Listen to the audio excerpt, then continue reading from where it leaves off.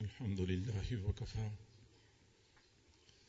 وسلام على عباده الذين اصطفى أما بعد فأعوذ بالله من الشيطان الرجيم بسم الله الرحمن الرحيم وعباد الرحمن الذين يمشون على الأرض هونا وإذا خاطبهم الجاهلون قالوا سلاما وقال رسول الله صلى الله عليه وسلم إنما بعثت لأتمم مكارم الأخلاق أو كما قال عليه الصلاة والسلام سبحان ربك رب العزة عما يصفون وسلام على المرسلين والحمد لله رب العالمين اللهم صل على سيدنا محمد وعلى آل سيدنا محمد وبارك وسلم اللهم صل على سيدنا محمد وعلى آل سيدنا محمد وبارك وسلم اللهم صل على سيدنا محمد وعلى آل سيدنا محمد وبارك وسلم. اللہ رب العزت نے اس دنیا میں دو چیزوں کو آپس میں جوڑنے کے لیے ایک تیسری چیز پیدا فرمائی ہے. دو اینٹوں کو آپس میں جوڑنے کے لیے اللہ تعالیٰ نے سیمنٹ کو پیدا فرمایا. کپڑے کے دو ٹکڑوں کو آپس میں جوڑنے کے لیے اللہ رب العزت نے سوئی اور دھاگے کا انتظام فرمایا. لوہے کے دو ٹکڑوں کو آپس میں جوڑنے کے لیے اللہ رب العزت نے ویلڈنگ کا انتظام فرمایا. پلاسٹک کے دو ٹکڑوں کو آپس میں جوڑنے کے لیے اللہ تعالیٰ نے ایلفی اور سمد بانڈ کا انتظام فرمایا. لکڑی کے دو ٹکڑوں کو آپس میں جوڑنے کے لیے اللہ رب العزت نے کیل اور پیچ کا انتظام فرمایا. ایسی ہی دو دلوں کو آپس میں جوڑنے کے لیے اللہ تعالیٰ نے اعلیٰ اخلاقی اقدار کو رائج فرمایا.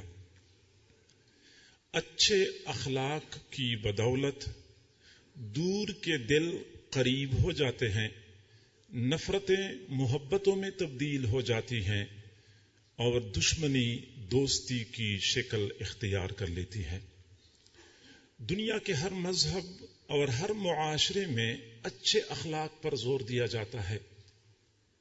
ہر مذہب کی تعلیمات یہ ہیں کہ بندے کو اچھے اخلاق سے آراستہ و پیراستہ ہونا چاہیے. تاہم دین اسلام نے اخلاق حمیدہ پر جتنا زور دیا ہے اتنا زور کسی اور معاشرے نے، کسی اور مذہب نے نہیں دیا. ہم اندازہ لگائیں کہ حضور صلی اللہ علیہ وسلم نے اچھے اخلاق کی تعلیم و تکمیل کو اپنی نبوت کا مقصد اصلی قرار دیا ہے. آپ صلی اللہ علیہ وسلم نے بہت واضح انداز میں ارشاد فرمایا انما بعثت لأتمم مکارم الاخلاق، میری تو بعثت اور رسالت کا مقصد ہی یہی ہے کہ میں لوگوں کو اچھے اخلاق کی تعلیم دے دوں. تو اخلاق عالیہ کی تعلیم حضور صلی اللہ علیہ وسلم کی بعثت کا اصل مقصد ہے.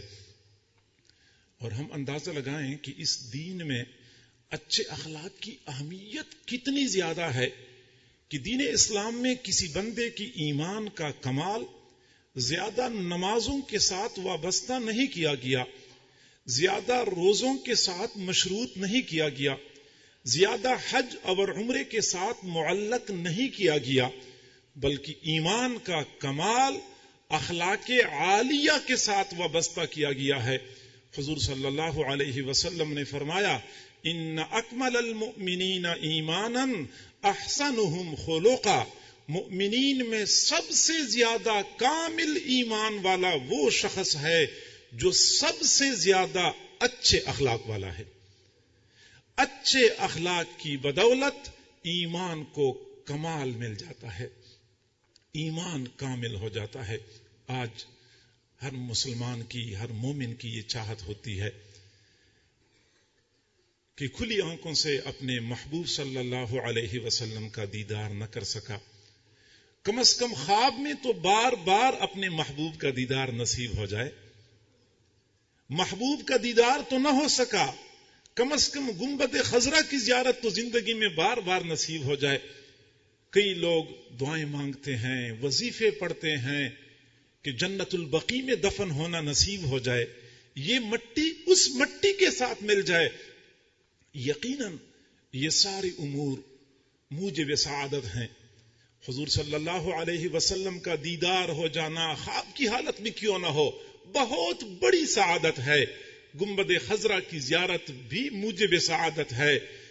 جنت البقیع میں دفن ہو جانا بہت سعادت کی بات ہے، لیکن ان تمام سعادتوں سے بڑی سعادت یہ ہے کہ کسی بندے کو روز آخرت حضور صلی اللہ علیہ وسلم کے قدموں میں جگہ نصیب ہو جائے، آپ صلی اللہ علیہ وسلم کے مبارک ہاتھوں سے حوض کوثر کا جام نصیب ہو جائے، یہ بہت بڑی سعادت ہے۔ اور یہ سعادت کن لوگوں کو حاصل ہوگی؟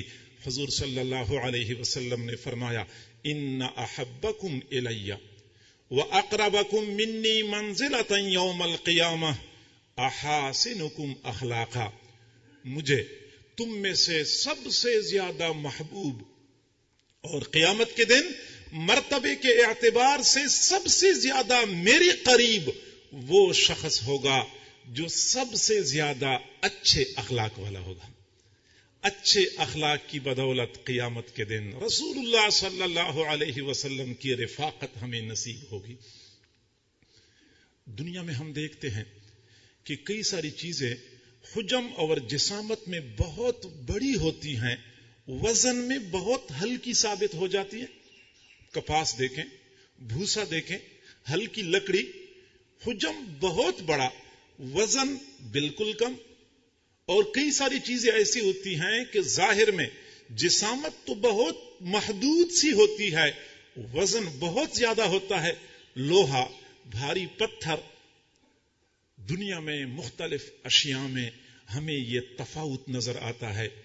ایسے ہی روز آخرت بندوں کے اعمال میں تفاوت ہوگا۔ بعض اعمال ظاہر میں بہت بڑے نظر آئیں گے لیکن وزن میں بہت ہلکے ثابت ہوں گے، اور بعض اعمال ظاہر میں جسامت میں بہت چھوٹے نظر آئیں گے لیکن وزن میں بہت بھاری ہوں گے۔ اور ہمیں یہ بات معلوم ہے کہ قیامت کے دن میزان کے ترازو میں اعمال کے حجم اور جسامت کو نہیں دیکھا جائے گا، اعمال کے وزن کو دیکھا جائے گا۔ آئیے ہم دیکھتے ہیں کہ میزان کے ترازو میں سب سے زیادہ وزنی عمل کون سا ہوگا؟ آپ سوچیں گے نماز بہت فضیلت والا عمل ہے، حج میں بہت اجر مل جاتا ہے، یہ زیادہ وزنی ہوں گے۔ نہیں، حضور صلی اللہ علیہ وسلم نے فرمایا، ما من شیء اثقل فی میزان العبد من حسناته یوم القیامت من خلق حسن، قیامت کے دن بندے کے اعمال میں سے میزان کے ترازو میں سب سے زیادہ وزنی عمل اس کے اچھے اخلاق ہوں گے۔ اچھے اخلاق بظاہر لوگ اتنی اہمیت نہیں دیتے، اتنا کوئی بڑا عمل نہیں سمجھتے، جبکہ میزان کے ترازو میں سب سے زیادہ وزنی یہ عمل ہوگا۔ اور ہم اندازہ لگائیں کہ حضور صلی اللہ علیہ وسلم نے اپنی پوری زندگی اخلاق حمیدہ کی تعلیم و تکمیل میں کیسے صرف فرمائی کہ جب آپ مدینہ منورہ تشریف لے گئے، اہل مدینہ کو آپ نے پہلا پیغام دیا تھا۔ ظاہری بات ہے کہ اہل مدینہ کے نام پہلا پیغام انتہائی اہم نکات پر مشتمل ہوگا، ضروری پوائنٹس پر مشتمل ہوگا۔ حضرت عبداللہ بن سلام رضی اللہ تعالی عنہ فرماتے ہیں کہ جب حضور صلی اللہ علیہ وسلم مدینہ منورہ تشریف لائے، انجفل الیہ الناس، لوگ زیارت کے لیے، ملاقات کے لیے ٹوٹ پڑے۔ فکنت فی من انجفل الیہ، میں بھی انہی لوگوں میں سے تھا جو ملاقات کے لیے ٹوٹ پڑنے والے تھے۔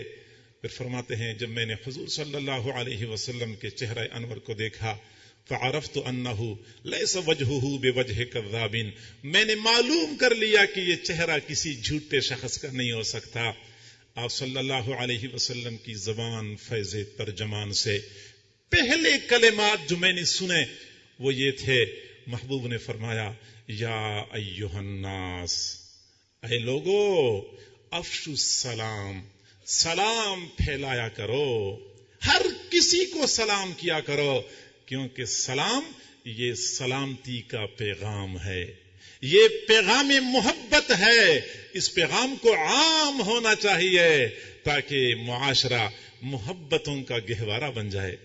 افشوا السلام، سلام پھیلایا کرو، وَأَطْعِمُوا الطَّعَامَ، فقراء اور مساکین کو کھانا کھلایا کرو، وَصِلُوا الْأَرْحَامَ، رشتے ناتے جوڑا کرو، وَصَلُّوا بِاللَّيْلِ وَالنَّاسُ نِيَامٌ، راتوں کو نمازیں پڑھا کرو، اس حال میں کہ لوگ سو رہے ہوں، تدخلوا الجنۃ بسلام، جنت میں سلامتی کے ساتھ داخل ہو جاؤ گے۔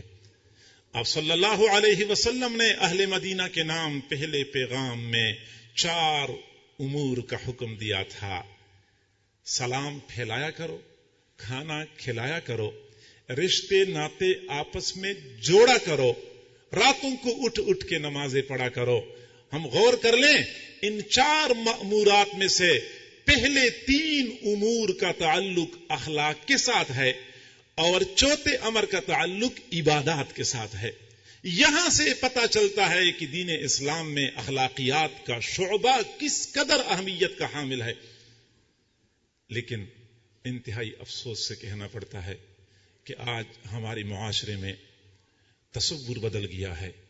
دیندار بندہ کون ہوتا ہے؟ جس کا عقیدہ درست ہو، جو ظاہر میں متشرع اور سنتوں سے مزین نظر آتا ہے اور نماز پڑھتا ہے، روزہ رکھتا ہے۔ ہمارے ہاں دیندار یہ ہے۔ یقیناً یہ تمام تر امور دینداری کا حصہ ہے، لیکن کامل دیندار وہ نہیں ہے جہاں اعتقادات کا شعبہ ہے، عبادات کا شعبہ ہے، معاملات کا شعبہ ہے، تو وہاں اخلاقیات کا شعبہ بھی دین اسلام کے اجزائے ترکیبیہ میں سے ہے۔ اخلاقیات کا شعبہ جب تک ہم زندہ نہیں کریں گے، اس وقت تک ہم کامل مکمل مومن کہلائے جانے کے مستحق نہیں ہیں۔ ہمیں چاہیے کہ ہم اخلاق حمیدہ سے اپنے آپ کو آراستہ و پیراستہ کرنے کی کوشش کریں۔ آپ صلی اللہ علیہ وسلم نے فرمایا حسنوا اخلاقکم، تم اپنے آپ کو اچھے اخلاق سے مزین کر لو۔ آپ صلی اللہ علیہ وسلم کا یہ فرمان ذیشان اس بات پہ دلالت کرتا ہے کہ کوئی بھی بندہ اپنے اوپر محنت کر لے وہ اچھے اخلاق کا مالک بن سکتا ہے، اچھے اخلاق سے مزین ہو سکتا ہے۔ حضور صلی اللہ علیہ وسلم کی خدمت میں ایک صحابی حاضر ہو گئے، عرض کیا مد دین یا رسول اللہ، اللہ کے نبی آپ جو دین لے کے آئے ہیں اس پورے دین کا خلاصہ نچوڑ کیا چیز ہے، اس کا مغز کیا ہے؟ آپ علیہ الصلوۃ والسلام نے فرمایا خلق حسن، اچھے اخلاق۔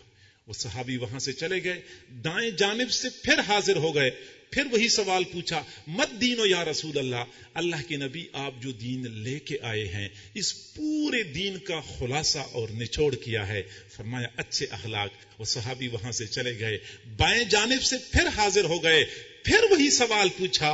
آپ صلی اللہ علیہ وسلم نے فرمایا کہ اس پورے دین کا خلاصہ اور نچوڑ یہ ہے کہ کبھی بلا وجہ غضبناک نہ ہو جایا کریں۔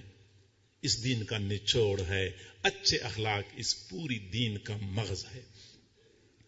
ضرورت اس بات کی ہے کہ ہم بھی اپنے آپ کو اچھے اخلاق کا حامل اور مالک بنائیں۔ اخلاق حمیدہ کسے کہتے ہیں اور اخلاق حمیدہ کو کیسے حاصل کیا جا سکتا ہے، اس مختصر نشست میں آپ حضرات سے یہ بات عرض کرنی ہے۔ آپ توجہ فرمائیں گے تو انشاءاللہ بات سمجھ میں آ جائے گی۔ معزز سامعین، اخلاق حمیدہ کی اساس اور بنیاد یہ ہے کہ ہماری زبان ہمارے ہاتھ سے، ہمارے قول، ہمارے فعل سے کسی مسلمان کو ایذا نہ پہنچے۔ ایک مومن کی زندگی اتنی صاف ستھری، اتنی پاکیزہ ہوتی ہے کہ قیامت کے دن کوئی بندہ یہ نہیں کہہ سکے گا اللہ اس بندے نے مجھے اپنی زبان سے دکھ پہنچایا تھا، اپنے ہاتھ سے مجھے تکلیف پہنچائی تھی. کوئی بندہ یہ دعویٰ نہیں کر سکے گا. یہ ایک مومن کی زندگی ہے. اور حقیقت میں مسلمان اور مومن تو ہوتا ہی وہی ہے جو دوسروں کے لیے امن اور سلامتی کا باعث بنتا ہے. آپ صلی اللہ علیہ وسلم نے فرمایا المسلم من سلم المسلمون من لسانہ و یدہ. مسلمان تو ہے ہی وہی جس کی زبان اور ہاتھ سے دوسرے مسلمان سلامت رہیں. مسلمان وہی ہے. عام شارحین فرماتے ہیں کہ المسلم میں الف لام عہدی ہے اور یہاں مراد المسلم الکامل ہے کہ کامل مسلمان وہی ہے جس کی زبان اور ہاتھ سے دوسرے مسلمان سلامت رہیں. علامہ انور شاہ کاشمیری رحمہ اللہ نے صحیح بخاری شریف کی شرح میں لکھا ہے کہ مجھے اس بات سے اتفاق نہیں ہے. اگر ہم یہ بات کرتے ہیں تو کلام کا زور ختم ہو جائے گا. وہ پختگی جو حضور صلی اللہ علیہ وسلم کا مقصد ہے وہ پختگی ختم ہو جائے گی. ہم یہ کہیں گے کہ مسلمان ہی صرف وہی ہے جس کی زبان اور ہاتھ سے دوسرے مسلمان سلامت رہیں. والمؤمن من امنہ الناس علی دمائہم و اموالہم. اور کامل مؤمن وہ بندہ ہے جس سے لوگوں کی جان بھی محفوظ ہو، لوگوں کا مال بھی محفوظ ہو. تو اصل مسلمان تو ہے ہی وہی جو کسی کو ایذا نہیں پہنچاتا. اور آپ اندازہ لگائیں کہ ہماری اس دین اسلام میں ایذا پہنچانا اتنا مذموم ہے. صحیح بخاری شریف کی روایت ہے حضور صلی اللہ علیہ وسلم نے فرمایا بنی اسرائیل کی ایک عورت نیک متقی تھی. گھر میں بلی نے کوئی نقصان کر لیا، اس کو غصہ آیا، بلی کو باندھ لیا، اس کو بھوکا پیاسا رکھا. ایک بلی کو تکلیف پہنچانے کی وجہ سے متقی پرہیزگار عورت جنت میں جانے کی بجائے جہنم میں جانے والی بن گئی. بلی کو تکلیف پہنچائے تو نیک بندے پر جنت حرام ہو جاتی ہے. انسان کو تکلیف پہنچائے جو اللہ کا خلیفہ ہے، اشرف المخلوقات ہے، پھر وہ مسلمان ہے، حضور صلی اللہ علیہ وسلم کا امتی ہے، اس کو ایذا پہنچائے اور پھر بھی بندہ امید لگائے کہ مجھے جنت ملے گی. ان خیالست و محالست جنون، یہ ہماری خوش فہمی ہے. ایسے بندے پر جنت حرام ہے.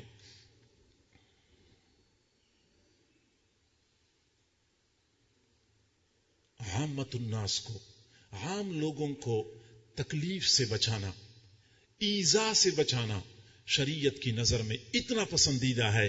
آپ صلی اللہ علیہ وسلم نے فرمایا ایمان کے کچھ اوپر 70 شعبے ہیں، چند اوپر 70 شعبے ہیں. ان میں سے ایک شعبہ یہ بھی ہے کہ راستے میں کوئی ضرر رسان چیز پڑی ہے، کوئی کانٹا پڑا ہے، کوئی پتھر روڑا پڑا ہے، اس کو راستے سے ہٹا لیا جائے.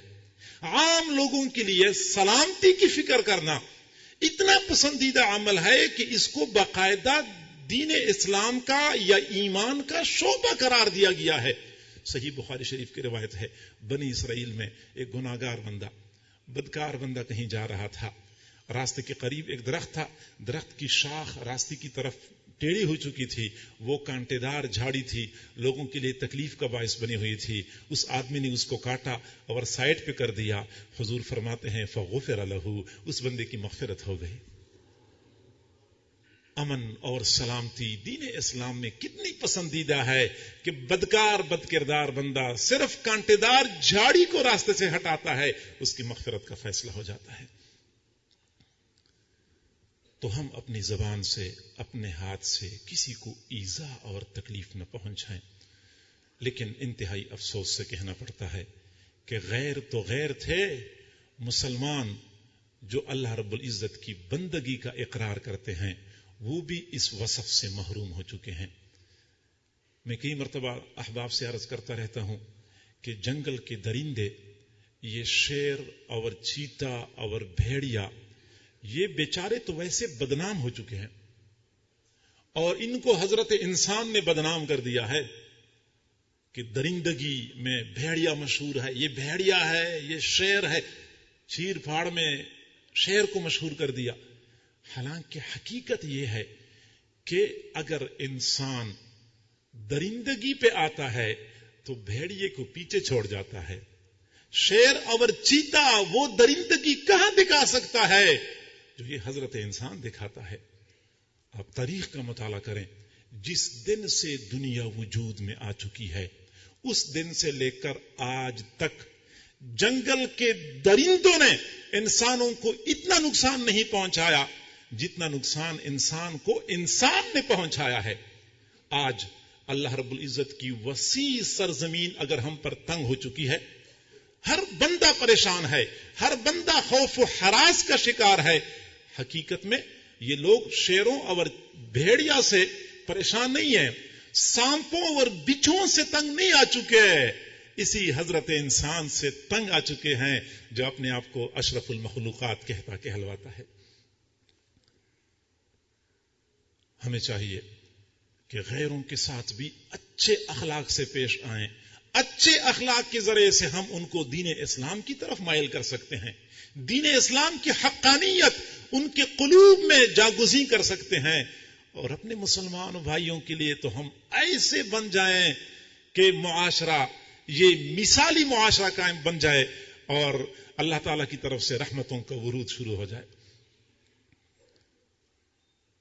تو معزز سامعین، ایک مسلمان وہ ہوتا ہے جو دوسروں کو ایذا نہیں پہنچاتا، دوسروں کو تکلیف نہیں پہنچاتا. اب ہم ذرا جائزہ لے لیں. ہماری زبانیں صبح سے لے کے شام تک درانتیوں کی طرح چل رہی ہوتی ہیں. دوسروں کو دکھ پہنچانا، دوسروں کو تکلیف دینا ہمارا محبوب مشغلہ بن چکا ہے. کئی لوگ تو ایسے ہوتے ہیں کہ اچھی خاصی مہارت رکھتے ہیں زبان کے استعمال میں. کوئی بندہ آ گیا، آتی ہی اس کو کوئی تانا دے دیا، اگلے کو بددعا دے دی، اگلے کو گالی دے دی، اگلے کو برا بلا کہا، کسی کی غیبت کر لی. صبح سے لے کے شام تک یہ زبانیں چل رہی ہوتی ہیں، دوسروں کا دل دکھا رہی ہوتی ہیں. اجتناب کرنا چاہیے. اچھے اخلاق کی اساس اور بنیاد یہ ہے کہ ہماری زبان ہمارے ہاتھ سے دوسرے مسلمانوں کو ایذا نہ پہنچے. بنیاد تو یہ ہو گئی.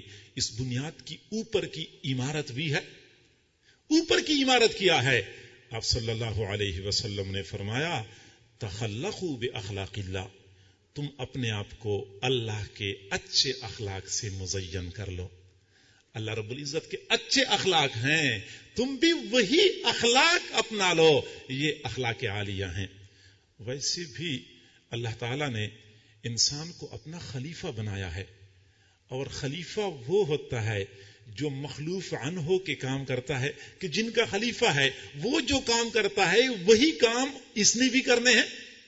یہ پھر خلیفہ کہلایا جاتا ہے. اگر انسان اللہ تعالیٰ کا خلیفہ ہے تو اللہ رب العزت کا جو کام ہے وہی کام بندوں نے بھی کرنا ہے. اللہ رب العزت کے جو اخلاق ہیں وہی اخلاق بندوں نے اپنانے ہیں. یہ پھر اخلاق عالیہ کے مختلف شعبے بن جاتے ہیں، مختلف شاخیں بن جاتی ہیں. مثلا اللہ تعالیٰ رحیم ہے، رحم کرنے والا ہے.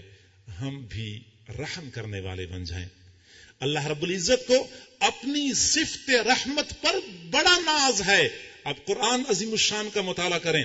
قرآن پاک کے بالکل شروع میں اللہ رب العزت نے اپنا تعارف کرایا ہے. میں کون ہوں؟ ہم پڑھتے ہیں بسم اللہ پڑھتے ہیں، بسم اللہ الرحمن الرحیم. میں شروع کرتا ہوں اللہ کے نام سے. کون سا اللہ؟ الرحمن، جو رحم کرنے والا ہے. الرحیم، ہاں وہ رحم کرنے والا ہے.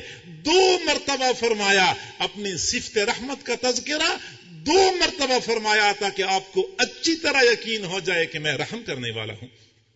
آگے ہم پڑھتے ہیں الحمدللہ رب العالمین، پھر وہی بات فرماتے ہیں الرحمن الرحیم، میں رحم کرنے والا ہوں. ہاں میں رحم کرنے والا ہوں. صفت رحمت اللہ رب العزت کی صفات میں سے بہت اعلیٰ درجے کی صفت ہے. ساری صفات اعلیٰ درجے کی ہیں، لیکن نتائج کے اعتبار سے تفاوت بن جاتا ہے. ذات کے اعتبار سے صفات میں کوئی تفاوت نہیں ہے، نتائج کے اعتبار سے تفاوت بن جاتا ہے. اور جس طرح اللہ تعالی رحم کرنے والے، اسی طرح حضور صلی اللہ علیہ وسلم بھی رحم کرنے والے تھے. آپ صلی اللہ علیہ وسلم نے فرمایا کئی مرتبہ ایسا ہوتا ہے میں مسجد میں مصلی پہ کھڑا ہوتا ہوں، نماز شروع کر چکا ہوتا ہوں، جی چاہتا ہے کہ لمبی قرات کر لوں، لیکن پیچھے کسی بچے کے رونے کی آواز آتی ہے، میں سوچتا ہوں کہ ممکن ہے کہ اس کی والدہ نماز میں مصروف ہو، ادھر یہ بچہ بیچارہ رو رہا ہے، بچے کو تکلیف ہو رہی ہے، میں ایک بچے کی خاطر تمام نمازیوں کی نماز کو مختصر کر دیتا ہوں تاکہ بچہ جلدی اپنی والدہ سے ملاقات کر لے۔ رحم عجیب و غریب انداز سے حضور صلی اللہ علیہ وسلم کی ذاتی گرامی میں موجود تھا، اور ہم اندازہ لگائیں کہ ہماری اس دین متین میں رحم کرنا کتنا عظیم عمل ہے۔ صحیح بخاری شریف کی روایت ہے، حضور صلی اللہ علیہ وسلم نے فرمایا، بنی اسرائیل میں ایک خاتون تھی، بدکار بد کردار تھی، کہیں جا رہی تھی، راستے کے قریب ایک کنواں نظر آیا، کنویں کے کنارے پہ ایک کتا پڑا ہوا تھا، کتے کو شدت کی پیاس لگی ہوئی تھی، زبان باہر کو نکلی ہوئی تھی، وہ اپنی زبان سے گیلی مٹی کو چاٹ کے زبان کو گیلا کرنے کی کوشش کر رہا تھا۔ اس خاتون کو اس کتے پہ ترس آیا، کنویں سے پانی نکالا، کتے کو پانی پلایا، پیاسے کتے کو پانی پلانے کی وجہ سے وہ بدکار بد کردار عورت جہنم میں جانے کی بجائے جنت میں جانے والی بن گئی۔ نیک متقی عورت بلی کو تکلیف پہنچاتی ہے، جہنم میں جانے والی بن جاتی ہے۔ بدکار بد کردار عورت کتے پہ ترس کھا کے کتے کو پانی پلاتی ہے، وہ جنت میں جانے والی بن جاتی ہے۔ حقیقت یہ ہے کہ ہمارے گھروں میں خواتین صبح سے لے کے شام تک بھاگ بھاگ کے کام کرتی ہیں، یہ بچوں کو کھلا پلا رہی ہوتی ہیں، گھر کے مرد حضرات کی خدمت کر رہی ہوتی ہیں، والدین کی خدمت کرتی ہیں، سسر اور ساس کی خدمت کرتی ہیں۔ ان خواتین کو پتہ نہیں ہوتا کہ یہ کتنا اجر کا کام ہے، لہذا وہ اجر کی نیت کیے بغیر مجبوری سمجھ کے گھر کے کام کاج کرتی ہیں۔ اگر یہ خواتین عبادت کی نیت سے، اجر کی نیت سے یہ کام کریں تو صبح سے لے کے شام تک یہ بھاگنا دوڑنا بہترین عبادت بن جائے گا، زبردست اجر کا باعث بن جائے گا۔ آپ اندازہ لگائیں، ماں اگر اپنے بچے کی خدمت کرتی ہے، ٹھیک ہے ماں کی مامتا مجبور کرتی ہے کہ اس کی خدمت کی جائے، لیکن اس کے باوجود اگر وہ صحیح نیت سے، خدمت کی نیت سے اپنے بچے کے کام کاج کرے، اجر کی نیت سے کرے، تو صبح سے لے کے شام تک یہ بھاگنا دوڑنا اللہ کی رضا کا باعث بن جائے گا۔ آپ اندازہ لگائیں، آج سے ہزاروں سال قبل ایک ماں تھی، حضرت ہاجرہ علیہ السلام، مکہ کی سنگلاخ وادی میں اپنے بیٹے کے ہمراہ زندگی کے ایام گزار رہی تھی۔ مشکیزے میں تھوڑا سا پانی تھا، تھیلے میں تھوڑی سی کھجوری تھی، 2-4 کھجوریں کھا کے پانی پیتی تھی، سینے کا دودھ اپنے بچے کو پلایا کرتی تھی۔ چند دن گزر گئے، مشکیزے کا پانی بھی ختم ہو گیا، کھجوریں بھی ختم ہو گئی، نتیجتاً سینے کا دودھ بھی ختم ہو گیا۔ اب جب بچے کو دودھ نہیں ملا تو بچے کو شدت کی بھوک اور پیاس لگی، بے تاب ہو گیا، بے قرار ہو گیا، لوٹ پوٹ ہونے لگا، تڑپنے لگا۔ ماں تھی، ان سے دیکھا نہیں گیا، پریشان ہو گئی، قریب کوئی آبادی بھی نہیں تھی، کوئی کھانے پینے کا انتظام بھی نہیں تھا، پریشانی کے عالم میں بھاگنا شروع کر دیا۔ قریب صفا نامی ایک پہاڑی تھی، بھاگتی ہوئی صفا پہاڑی پہ چڑھ گئی، دائیں بائیں پانی دیکھا، پانی نظر نہیں آیا، پھر بھاگتی ہوئی مروہ پہاڑی پہ چڑھ گئی، وہاں پانی دیکھا، پانی نظر نہیں آیا، پھر پلٹ کے بھاگتی ہوئے صفا پہاڑی پہ چڑھ گئی، پانی دیکھا، پانی نظر نہیں آیا۔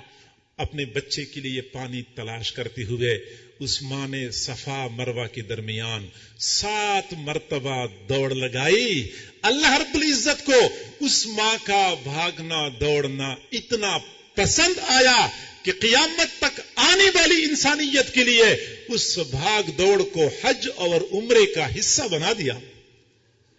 تمہارا حج اس وقت تک مکمل نہیں ہوگا جب تک تم اس ماں کی طرح دوڑ نہ لگاؤ جو اپنے بچے کے لیے پانی تلاش کر رہی تھی۔ تمہارا عمرہ اس وقت تک قبول نہیں ہوگا جب تک تم اس ماں کی یاد تازہ نہ کر لو جو اپنے بچے کے لیے پانی تلاش کرتے ہوئے دوڑ رہی تھی۔ पैगंबरों को दौड़ना पड़ा, बड़े बड़े अल्लाह वालों को दौड़ना पड़ा। सहाबा किराम तुम भी नहीं दौड़ोगे, तुम्हारा हज भी मुकम्मल नहीं होगा। मुहद्दिसीन तुम्हारा उम्रा भी मुकम्मल नहीं होगा जब तक कि हजरत हाजरा अलैहिस्सलाम की याद ताजा न कर लो, क्योंकि वो एक मां थी, अपने बच्चे के लिए पानी तलाश करते हुए दौड़ लगा चुकी है। ये मां का भागना दौड़ना अल्लाह को इतना पसंद है। तो रहमत का जज्बा एक मोमिन में होना चाहिए। रहमत किसे कहते हैं? हम आसान अल्फाज में कहते हैं किसी पर तरस खाना। किसी को बीमार देखा तो बंदे के दिल में तरस पैदा हो गया, बेचारा बीमार है। किसी को परेशान देखा तो बंदे का दिल गमगीन हो गया। किसी को मुसीबत ज़दा देखा तो बंदा अपने दिल में रंजीदा हो गया। इस कैफियत को उर्दू में हम तरस खाना कहते हैं और अरबी में इसको रहम करना कहते हैं। अर्रहमान अल्लमल कुरान, कारी साहब तिलावत फरमा रहे थे, अर्रहमान अल्लमल कुरान, रहमान ने कुरान की तालीम दी है। कारी हजरात के लिए, मुअल्लिमीन हजरात के लिए पैगाम है कि कुरान की तालीम देते हुए कौन सा जज्बा गालिब होना चाहिए? ये नहीं फरमाया अल कहार अल्लमल कुरान, अल जब्बार अल्लमल कुरान, फरमाया अर्रहमान अल्लमल कुरान, रहमान ने कुरान की तालीम दी है। यानी कुरान की तालीम देते वक्त सिफ्त रहमत का गलबा होना चाहिए, सिफ्त कहर और जबर का गलबा नहीं होना चाहिए। अल्लाह ताला रहम करने वाला है, हम भी दूसरों पर रहम करने वाले बन जाएं। अल्लाह ताला नरमी इख्तियार करने वाला है, हम भी नरमी इख्तियार करने वाले बन जाएं। हुजूर सल्लल्लाहु अलैहि वसल्लम ने फरमाया, ये नरमी एक ऐसी सिफत है कि जिस मुआमले में दाखिल हो जाए उसको खूबसूरत बना देती है। जहां से नरमी रुखसत हो गई वहां से खूबसूरती रुखसत हो गई, जहां नरमी आ गई वहां खूबसूरती आ गई। हम कुरान पाक पढ़ते हैं, कुरान का मुताला करते हैं, हम कभी गौर करें कि कुरान पाक का सबसे बीच वाला, सबसे दरमियान वाला लफ्ज कौन सा है? वो 15वीं पारा है।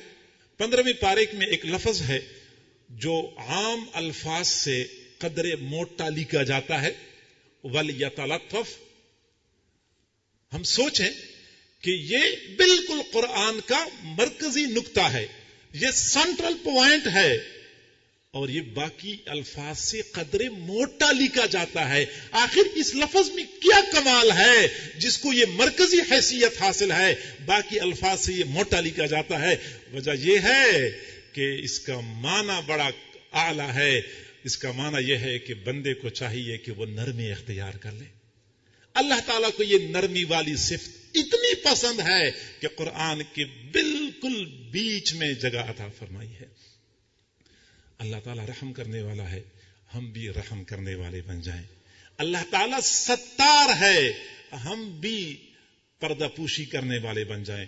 अल्लाह रब्बुल इज्जत सत्तार यूं है कि लोगों के अयूब अल्लाह के सामने होते हैं, तमाम तर कमियां कोताहियां अल्लाह रब्बुल इज्जत देख रहा होता है, लेकिन किसी और बंदे के सामने किसी के अयूब खोलता नहीं है। एक मोमिन भी ऐसा ही होना चाहिए कि अपने मुसलमान भाई के अयूब किसी के सामने न खोले। हुजूर सल्लल्लाहु अलैहि वसल्लम ने बहुत ही मुख्तसर अंदाज में बहुत ही वसी हकीकत बयान फरमाई है। फरमाते हैं अल मुमिनु मिरआतुल मुमिन, मुमिन मुमिन का आईना होता है। इसको जितना बंदा खोलना चाहे तो खोल सकता है। मुमिन मुमिन का आईना होता है। आईने का कमाल यह होता है जब आप उसके सामने खड़े होंगे, मैं उसके सामने खड़ा होऊंगा तो मेरे अयूब, मेरे चेहरे पर दाग धब्बे ये मुझे दिखाएगा, लेकिन आईना बहुत ही खामोशी के साथ मुझे दिखाता है। मुझे रुसवा नहीं करता, मुझे ताना नहीं देता, मुझे जलील नहीं करता, मुझे दिखाता जरूर है लेकिन निहायत ही खामोशी के साथ मुझे दिखाता है। और जितना मेरे अंदर आयब है उतना ही मुझे दिखाता है। और जब तक मैं सामने खड़ा हूं मुझे तो दिखाता है, मैं जो ही सामने से हट गया आईने ने सब कुछ डिलीट कर दिया, किसी और बंदे को मेरे अयूब नहीं दिखा था। ایک مومن کے لیے آئینہ ہوتا ہے. مومن کے اندر اگر کوئی کمی کوتاہی پائی جاتی ہے ہم خیرخواہی کی جذبے کی بنیاد پہ ان کو بتا سکتے ہیں، لیکن اس کی تذلیل اور اس کی رسوائی مقصود نہیں ہونی چاہیے اور غیروں کے سامنے اس کو بے عزت اور بدنام نہیں کرنا ہوتا ہے. پردہ پوشی آپ صلی اللہ ہم میں سے کس میں عیب نہیں ہے، کس میں خامیاں نہیں ہیں. ہم چاہتے ہیں کہ ہماری خامیاں، ہماری عیوب کسی کے سامنے نہ کھلیں، تو چاہیے کہ ہم بھی دوسروں کے عیوب لوگوں کے سامنے نہ کھولیں. جس پروردگار نے ہمارے عیوب پہ پردہ ڈالا ہے وہ پردہ ڈالنا بھی جانتا ہے، وہ پردہ ہٹانا بھی جانتا ہے. وہ ستاری کے صدقے عیوب کے باوجود بندے کو عزت کے بام پہ پہنچانا بھی جانتا ہے، وہ ذلیل اور رسوا کرنا بھی جانتا ہے. اور ہمیں یہ بات یاد رکھنی چاہیے کہ اللہ رب العزت اپنے بارے میں بندوں کی کمی کوتاہی کو تو برداشت کر لیتا ہے، گوارا کر لیتا ہے، لیکن بندوں کے بارے میں اگر کوئی آدمی غلطی کرتا ہے اللہ تعالیٰ بہت جلال میں آتا ہے. جب کوئی بندہ اللہ کے بندوں کو پریشان کرتا ہے اس وقت اللہ جلال میں آتا ہے، اور جب اللہ جلال میں آتا ہے پھر وہ انتقام لیتا ہے. جب انتقام لیتا ہے پھر بندے کے اوپر جو ستاری کا پردہ ہوتا ہے وہ ختم ہو جاتا ہے اور بندہ لوگوں کے سامنے ذلیل اور رسوا ہو جاتا ہے. آپ صلی اللہ علیہ وسلم نے فرمایا جو بندہ اپنے مسلمان بھائی کے ایک عیب کو چھپائے گا اللہ تعالی قیامت کے دن اس کے 70 عیوب پہ پردہ ڈالے گا. اگر میں یہ چاہتا ہوں کہ میرے عیوب کسی کے سامنے نہ کھلیں تو مجھے چاہیے کہ اپنے مسلمان بھائی کے عیوب کو لوگوں کے سامنے نہ کھولیں. اللہ رب العزت نے فرمایا ویل لکل ہمزۃ لمزہ، ویل ہے ویل ہر اس بندے کے لیے جو عیب جو ہوتا ہے، عیب گو ہوتا ہے. عیب جو لوگوں کے عیوب تلاش کرنے والا، کرید کرید کے لوگوں کی کمیاں تلاش کرتا ہے. پھر جو ہی کوئی کمی مل گئی پھر جیسا کہ بہت بڑا خزانہ ہاتھ آ گیا اور پھر کھول کھول کے لوگوں کو بتانے والا ہوتا ہے. عیب جو اور عیب گو ایسے بندے کے لیے ویل ہے. ویل کسے کہتے ہیں؟ آپ صلی اللہ علیہ وسلم نے فرمایا جہنم میں ایک وادی ہے، اس وادی میں اتنا شدید عذاب ہے کہ خود جہنم روزانہ 70 مرتبہ اس وادی سے پناہ مانگتی ہے. جہنم جس وادی سے پناہ مانگتی ہے اس میں عذاب کتنا شدید ہوگا اس بندے کے لیے ہے. مسلمانوں کے عیوب ڈھونڈتا ہے اور پھر لوگوں کے سامنے کھول کھول کے بیان کرتا ہے. اور پھر اس کی وضاحت کی گئی ہے کہ عذاب کیسے ہوگا. اس وادی میں آگ کے ستون ہیں، مجرمین کو ستونوں کے ساتھ باندھا جائے گا. پھر آگ کے انگارے آئیں گے. کتنے بڑے بڑے انگارے، اونٹ کی گردن کے برابر بڑے بڑے انگارے آئیں گے، گویا کہ چھوٹا میزائل ہوگا. آئیں گے اوپر سے، دائیں سے، بائیں سے، آگے سے، پیچھے سے، 5 اطراف سے یہ انگارے برسیں گے، جسم کو لگیں گے، جسم سے پار نکل جائیں گے. ہر طرف سے یہ انگارے آئیں گے، جسم چھلنی چھلنی ہو جائے گا. کیونکہ دنیا میں زبان کے تیروں سے لوگوں کے دلوں کو چھلنی کیا کرتے تھے، آج جہنم کے انگاروں سے اسی جسم کو چھلنی چھلنی کیا جائے گا. اللہ تعالی ستار ہے. ہم بھی مسلمان بھائیوں کے عیوب پہ پردہ ڈالا کریں، ان کے عیوب کو لوگوں کے سامنے کھول کے رسوا نہ کیا کریں. اللہ رب العزت کا اگلا خلق یہ ہے کہ وہ حلم والا ہے. ہم بھی حلم والے بن جائیں، یعنی ہم تو کسی کو ایذا نہ پہنچائیں. اگر ہمیں کوئی بندہ تکلیف پہنچائے تو ہم صبر کے ساتھ، تحمل کے ساتھ اس کو برداشت کر لیا کریں، حلم کا مظاہرہ کیا کریں، کیونکہ اللہ تعالیٰ بھی حلم والا ہے. حضرت موسیٰ علیہ السلام نے ایک مرتبہ اللہ تعالیٰ سے عرض کیا کہ اللہ یہ لوگ میرے خلاف باتیں بہت کرتے ہیں، لوگوں کی زبانیں مجھ سے روک لیں. اللہ رب العزت نے فرمایا کہ لوگ میرے خلاف بھی باتیں کرتے ہیں، لوگ میرے خلاف بھی باتیں کرتے ہیں، میں اگر برداشت کرتا ہوں تو آپ بھی برداشت کر لیں. اللہ تعالیٰ نے ایک سبق دیا، سمجھایا کہ میں برداشت کرتا ہوں، حالانکہ میں تو انتقام پہ قادر ہوں. لمحہ بھر میں بندے کو تہس نہس کر دوں، اس کو عبرت کا نشان بنا دوں، لیکن انتقام نہیں لیتا۔ کئی مرتبہ آپ لوگ بھی دیکھتے ہیں کہ اسی معاشرے میں کئی لوگ ایسے ہوتے ہیں، زبان سے ایسے الفاظ ادا کر رہے ہوتے ہیں کہ اللہ رب العزت کے قہر اور غضب کو دعوت دے رہے ہوتے ہیں، لیکن اس کے باوجود اللہ کا حلم ہے، اللہ کا تحمل ہے کہ وہ برداشت کرتا ہے، فوراً کسی بندے سے انتقام نہیں لیتا۔ فرعون نہیں کہا کرتا تھا انا ربکم الاعلی، میں تمہارا بڑا رب ہوں، وہ کہتا تھا ذرونی اقتل موسیٰ ولیدع ربہ، مجھے چھوڑ دو میں موسیٰ علیہ السلام کو قتل کر دوں، پھر وہ اپنے رب کو بلا لے۔ یہ اس کا انداز تھا، یہ اس کا لب و لہجہ تھا۔ اللہ رب العزت نے اس کو بھی موقع دیا ہوا تھا، تو فوراً پکڑنا، فوراً انتقام پہ اتر آنا، فوراً جذبات سے بے قابو ہو جانا، یہ کوئی کمال نہیں ہے۔ کمال یہ ہے بندے کا وسیع حوصلہ ہو، کھلا سینہ ہو، لوگ باتیں کرتے جائیں، لوگ زیادتی کرتے جائیں، بندہ برداشت کرتا جائے۔ عام طور پہ لوگ یہ سمجھتے ہیں کہ کسی بندے نے غلطی کر لی اور میں فوراً انتقام پہ اتر آیا اور غصے سے لال پیلا ہو گیا، رگیں پھول گئیں اور جسم کانپنے لگا، یہ بہت بڑا کمال ہے، بہت بڑی بہادری ہے کہ میں فوراً لڑنے مرنے پہ آ گیا۔ کمال یہ نہیں ہے، جلدی غصہ آ جانا یہ بندے میں عیب ہے۔ کمال یہ ہے کہ بندہ تحمل کا مظاہرہ کرے۔ آپ لوگوں نے کبھی غور کیا ہے کہ غصہ ہمیشہ کے لیے کمزور بندے کو جلدی آتا ہے، طاقتور بندے کو جلدی غصہ نہیں آتا۔ ہمارے حضرت جی بارہا یہ بات ارشاد فرماتے ہیں کہ جوان کی بنسبت بوڑھے کو جلدی غصہ آتا ہے،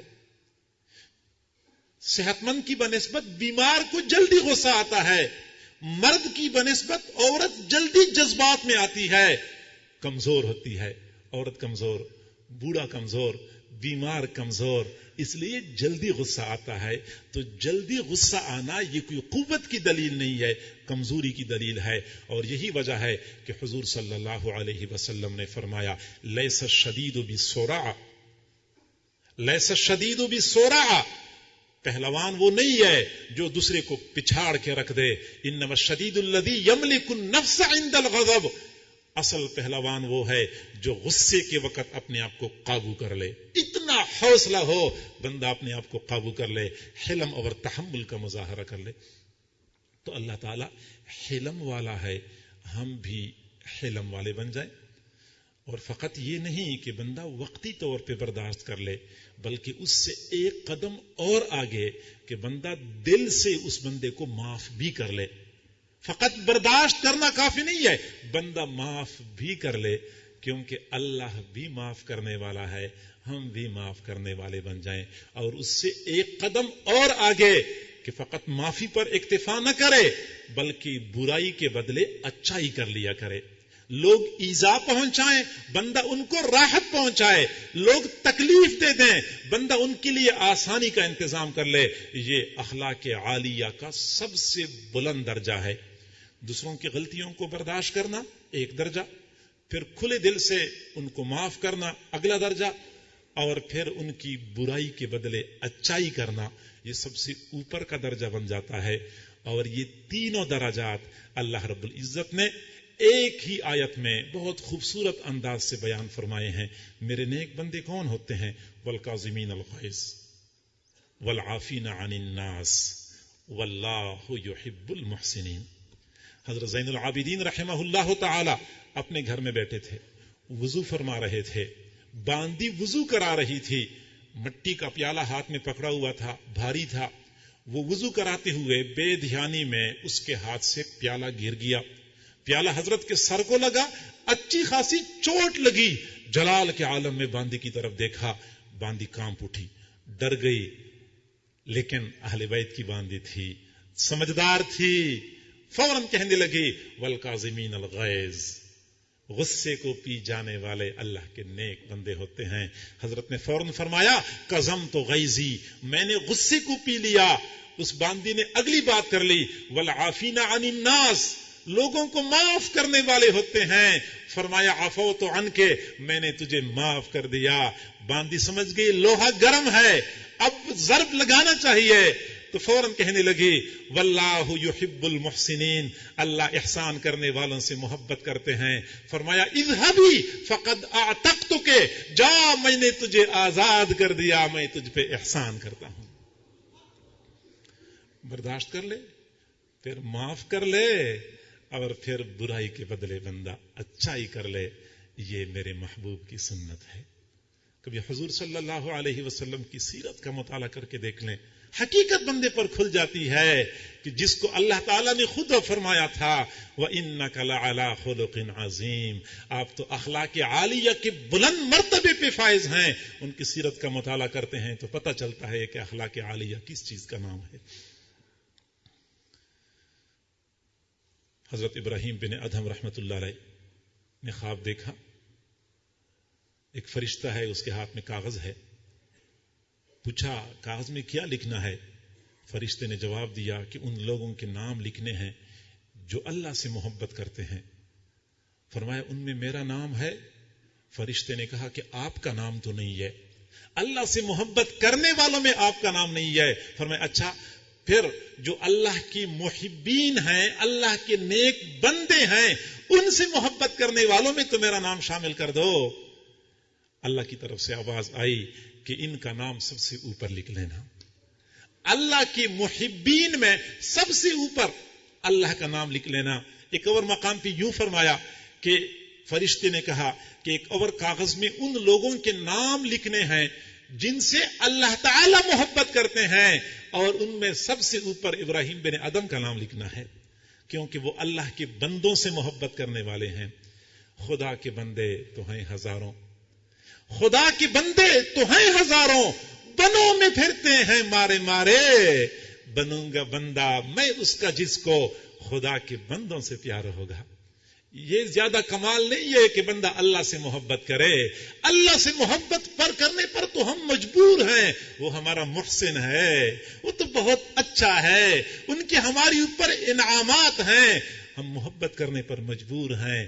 اصل کمال تو یہ ہے کہ بندہ اللہ کی مخلوق سے محبت کرے جن میں عیوب ہیں، جن میں برائیاں ہیں، جو ہمیں ایذا پہنچاتے ہیں. ان سے محبت کرنا اعلیٰ درجے کی بات ہے. اور یہی وجہ ہے کہ حضور صلی اللہ علیہ وسلم نے فرمایا الناس عیال اللہ، الخلق عیال اللہ. یہ جتنی مخلوق ہے یہ ایسی ہے جیسا کہ اللہ کے گھر کے افراد ہوتے ہیں. فاحب الخلق الی اللہ من احسن الی عیالہ. اللہ کو اپنی مخلوق میں سب سے زیادہ پسندیدہ وہ شخص ہے جو اللہ کے گھر کے افراد کے ساتھ اچھا سلوک کرے. تو لوگوں کی برائی کے بدلے میں ہم اچھائی کر لیا کریں. اچھا، کئی مرتبہ ایسا ہوتا ہے کہ شیطان ہمیں دھوکہ دے دیتا ہے. کوئی بندہ برائی کرے تو ہم فوراً انتقام پہ اتر آتے ہیں. شیطان ہمارے دل میں یہ بات ڈالتا ہے کہ جب اینٹ کا جواب پتھر سے دیا جائے تو وہ بندہ دوبارہ غلطی نہیں کرے گا. گویا کہ وہ ہمیں یہ کہتا ہے کہ غلطی کو ختم کرنے کے لیے آپ اقدام کریں گے تو کام بنے گا. حالانکہ یہ فقط ایک دھوکہ ہے، ایک فریب ہے. اس نے غلطی کر لی، اس غلطی کو ختم کرنے کے لیے ہم بھی ایک غلطی کر لیں تو پہلے غلطی ایک تھی، اب غلطیاں دو ہو گئی. یاد رکھیں، برائی کو کبھی برائی کے ساتھ ختم نہیں کیا جا سکتا، گند کو گند کے ساتھ کبھی صاف نہیں کیا جا سکتا. برائی کو ہمیشہ کے لیے اچائی کے ساتھ ختم کیا جا سکتا ہے. قرآن عظیم الشان میں اللہ رب العزت نے 4 الفاظ میں یہ کھلی حقیقت بیان فرمائی ہے. ادفع باللتی ہی احسن، ادفع باللتی ہی احسن. برائی کو اچھائی کے ساتھ ختم کرو، برائی کو اچھائی کے ساتھ ختم کرو. اور دوسرے مقام پہ اللہ نے اپنے نیک بندوں کی صفت بیان فرمائی ہے یدرؤون السیئۃ بالحسنۃ وَيَدْرَؤُونَ بِالْحَسَنَةِ السَّيِّئَةِ. اچائی کے ساتھ وہ برائی کو ختم کرتے ہیں. اچائی کو، اب برائی کو اچائی کے ساتھ ختم کیا جا سکتا ہے. ایک تو ہمیں یہ دھوکہ لگ جاتا ہے، شیطان ہمیں دھوکہ دیتا ہے، اور دوسرا دھوکہ ہمیں یہ لگ جاتا ہے کہ اس سے میری شان میں کمی آ جائے گی، میں نے اگر انتقام نہیں لیا، میں نے اگر فوراً اس کو جواب نہیں دیا، میری ناک کٹ جائے گی، میری شان میں کمی آئے گی۔ حالانکہ اس سے شان بڑھتی ہے، شان گھٹتی نہیں ہے، ناک کٹتی نہیں ہے، ناک بلند ہو جاتی ہے۔ غیرت کا تقاضا یہ نہیں ہے کہ بندہ فوراً لڑنے مرنے پہ اتر آئے، کمال غیرت یہ ہے کہ بندہ تحمل کا مظاہرہ کرتے ہوئے برداشت کر لے۔ آپ اندازہ لگائیں، مخلوق میں سب سے زیادہ جلدی معاف کرنے والے، سب سے زیادہ معاف کرنے والے ہمارے محبوب صلی اللہ علیہ وسلم تھے۔ ان کے شان میں کمی نہیں آئی، ان کی شان بلند ہو گئی۔ پھر ان سے بھی زیادہ معاف کرنے والے اللہ رب العزت کی ذات ہے، ان کی شان تو ہمارے تصور سے بھی زیادہ بلند ہے۔ حضور صلی اللہ علیہ وسلم نے فرمایا، انا اغیر ولد آدم، انا اغیر ولد آدم، اولاد آدم میں سب سے زیادہ غیرت والا ہوں، واللہ اغیر منی، اللہ تعالیٰ مجھ سے بھی زیادہ غیرت والا ہے۔ معاف کرنے سے کسی کی غیرت میں کمی نہیں آتی، کسی کی ناک کٹتی نہیں ہے، کسی کی شان گھٹتی نہیں ہے۔ معاف کرنے کی عادت بنانی چاہیے، برائی کے بدلے اچھائی کرنا، ایثار کا جذبہ ہونا چاہیے، دوسروں کے ساتھ بھلائی والا معاملہ کرنا چاہیے۔ آج تو افسوس سے کہنا پڑتا ہے کہ اچھے خاصے دیندار لوگ جو ظاہر میں دیندار نظر آتے ہیں، دیندار کہلائے جاتے ہیں، ایک دوسرے کے ساتھ ایسے مارے کا آرا ہوتے ہیں، ایسے ان کے درمیان سرد جنگ چل رہی ہوتی ہے کہ بندہ حیران ہو جاتا ہے۔ ایک سلسلے کے سالکین ایک دوسرے کو برداشت نہیں کرتے، ایک مدرسے میں پڑھانے والے دو استاد ایک دوسرے کو برداشت نہیں کرتے۔ ایک طالب علم ہونے کے ناطے میں یہ بات عرض کرتا ہوں، چونکہ خود مدرسے سے واسطہ ہے، تو یہی معاملہ ہوتا ہے، ایک مدرسے والے دوسرے مدرسے والے کو برداشت نہیں کرتے۔ علامہ ذہبی رحمت اللہ علیہ نے سیر اعلام النبلاء میں لکھا ہے کہ کوفہ میں دو حضرات تھے، ایک ابراہیم نخعی رحمہ اللہ تعالی اور ایک ابراہیم تیمی رحمہ اللہ تعالی۔ یہ دونوں ایک ہی زمانے کے حضرات تھے۔ ابراہیم نخعی رحمہ اللہ تعالی فقیہ تھے، تصوف کا رنگ بھی تھا لیکن تفقہ کا رنگ غالب تھا۔ حضرت ابراہیم تیمی رحمہ اللہ تعالی صوفی تھے، تفقہ کا رنگ بھی تھا لیکن تصوف کا رنگ غالب تھا۔ یعنی ابراہیم نخعی رحمت اللہ علیہ صوفی قسم کے فقیہ تھے اور ابراہیم تیمی رحمت اللہ علیہ فقیہ قسم کے صوفی تھے۔ ان پہ تصوف کا رنگ غالب تھا، ان پر تفقہ کا رنگ غالب تھا۔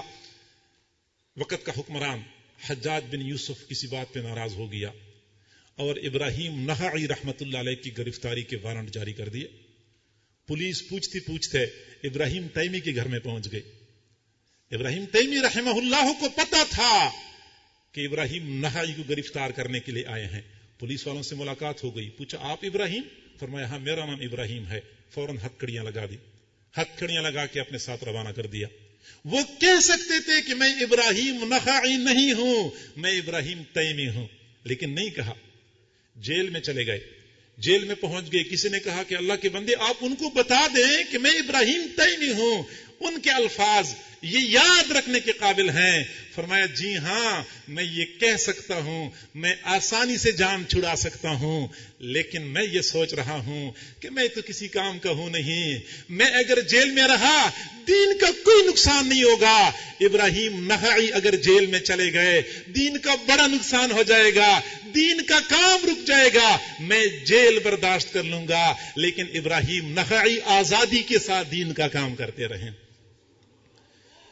حجاج بن یوسف کی وہ جیل اتنی بدنام زمانہ تھی، صرف چار دیواری پر مشتمل تھی، صرف چار دیواری۔ اس میں نہ کوئی سائے کا انتظام تھا، بارش سے بچنے کا انتظام نہیں تھا، دھوپ سے بچنے کا انتظام نہیں تھا، قضاء حاجت کی کوئی جگہ نہیں تھی۔ 6 مہینے اسی جیل میں گزارے۔ علامہ ذہبی رحمت اللہ علیہ فرماتے ہیں کہ 6 مہینے کے بعد ابراہیم تیمی رحمت اللہ علیہ کی والدہ ملاقات کے لیے آئی۔ اپنی والدہ، وہ جیل کی سختیاں اتنی تھیں، جیل میں شدت اتنی تھی، بدل گئے تھے، ہیئت بدل گئی تھی۔ اپنی والدہ اپنے بیٹے کو نہ پہچان سکی، نہ پہچان سکی، اتنی شدت اتنی سختیاں برداشت کر لیں۔ کیوں؟ اس لیے کہ ابراہیم نخعی دین کا کام کر رہے ہیں، وہ کام کرتے رہیں حتیٰ کہ اسی جیل سے پھر ابراہیم تیمی رحمت اللہ علیہ کا جنازہ اٹھ گیا۔ ہمیں چاہیے کہ ہم اپنے مسلمان بھائیوں کے لیے رحمت کا باعث بنیں، زحمت کا باعث نہ بنیں، ان کی پریشانی کا ذریعہ نہ بنیں، ان کے لیے راحتوں کا ذریعہ بن جائیں۔ ہمارے اکابر، ہمارے سلف صالحین کا یہی طریقہ رہا ہے کہ بروں کے ساتھ بھی اچھائی کیا کرتے تھے۔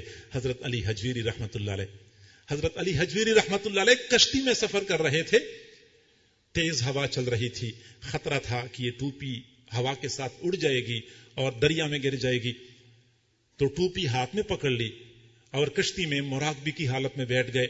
کشتی میں چند اوباش نوجوان بھی تھے، انہوں نے دیکھا کہ کوئی صوفی قسم کا بندہ ہے، سر جھکا کے بیٹھا ہے، دیکھ لیا کہ حضرت نے نیا نیا حلق کروایا ہوا ہے، سر بالکل صاف ستھرا ہے۔ ایک نوجوان کو شرارت سوجھی، وہ کھڑا ہو گیا، حضرت کے سر پہ ہاتھ پھیرا اور باقی ساتھیوں سے کہا کہ بالکل نرم اور ہموار ہے۔ اگلا نوجوان اٹھ گیا، اس نے بھی شرارت میں ایک قدم آگے بڑھ کے مظاہرہ کر لیا، حضرت کے سر پہ ہاتھ بھی پھیرا اور ہلکا سا تھپڑ بھی لگایا۔ لوگوں نے کہا لگانا شروع کر دیا۔ اگلا نوجوان اٹھ کے آ گیا، سر پہ ہاتھ بھی پھیرا اور کہا وہ تھپڑ بھی مارا۔ لوگ کہے لگا رہے تھے۔ اس وقت کشتی میں گستاخی کا، بے ادبی کا طوفان برپا ہو گیا، سارے لوگ کہے لگا رہے تھے اور حضرت علی حجویری رحمت اللہ علیہ آنکھ اٹھا کے دیکھ بھی نہیں رہے تھے کہ کون یہ کر رہا ہے اور میرے ساتھ ایسا کیوں ہو رہا ہے۔ جب معاملہ حد سے آگے بڑھ گیا، اللہ رب العزت کو جلال آیا، دل میں الہام فرمایا، میرے بندے اگر آپ چاہیں میں ان لوگوں کی نیچے سے کشتی کو الٹ دوں گا، سب کو دریا میں غرق کر دوں گا۔ حضرت نے اللہ تعالیٰ سے عرض کیا، اللہ اگر تو نے الٹ نہیں ہے، ان کے دلوں کی کشتی الٹ دیجیے، ان کو نیک بنا دیجیے۔ بس یہ کہنا تھا، اللہ رب العزت کی جانب سے رحمت کی تجلی پڑ گئی، دل بدل گئے، اسی وقت توبہ طائب ہو گئے، حضرت سے معافی مانگ لی اور وقت کے نیک لوگوں میں شامل ہو گئے۔ وَيَدْرَؤُونَ بِالْحَسَنَةِ السَّيِّئَةِ، برائی کو اچھائی کے ساتھ دفع کرتے ہیں، گندگی کو گندگی کے ساتھ ختم کرنے والے نہیں ہوتے۔ آج اسی چیز کی ضرورت ہے۔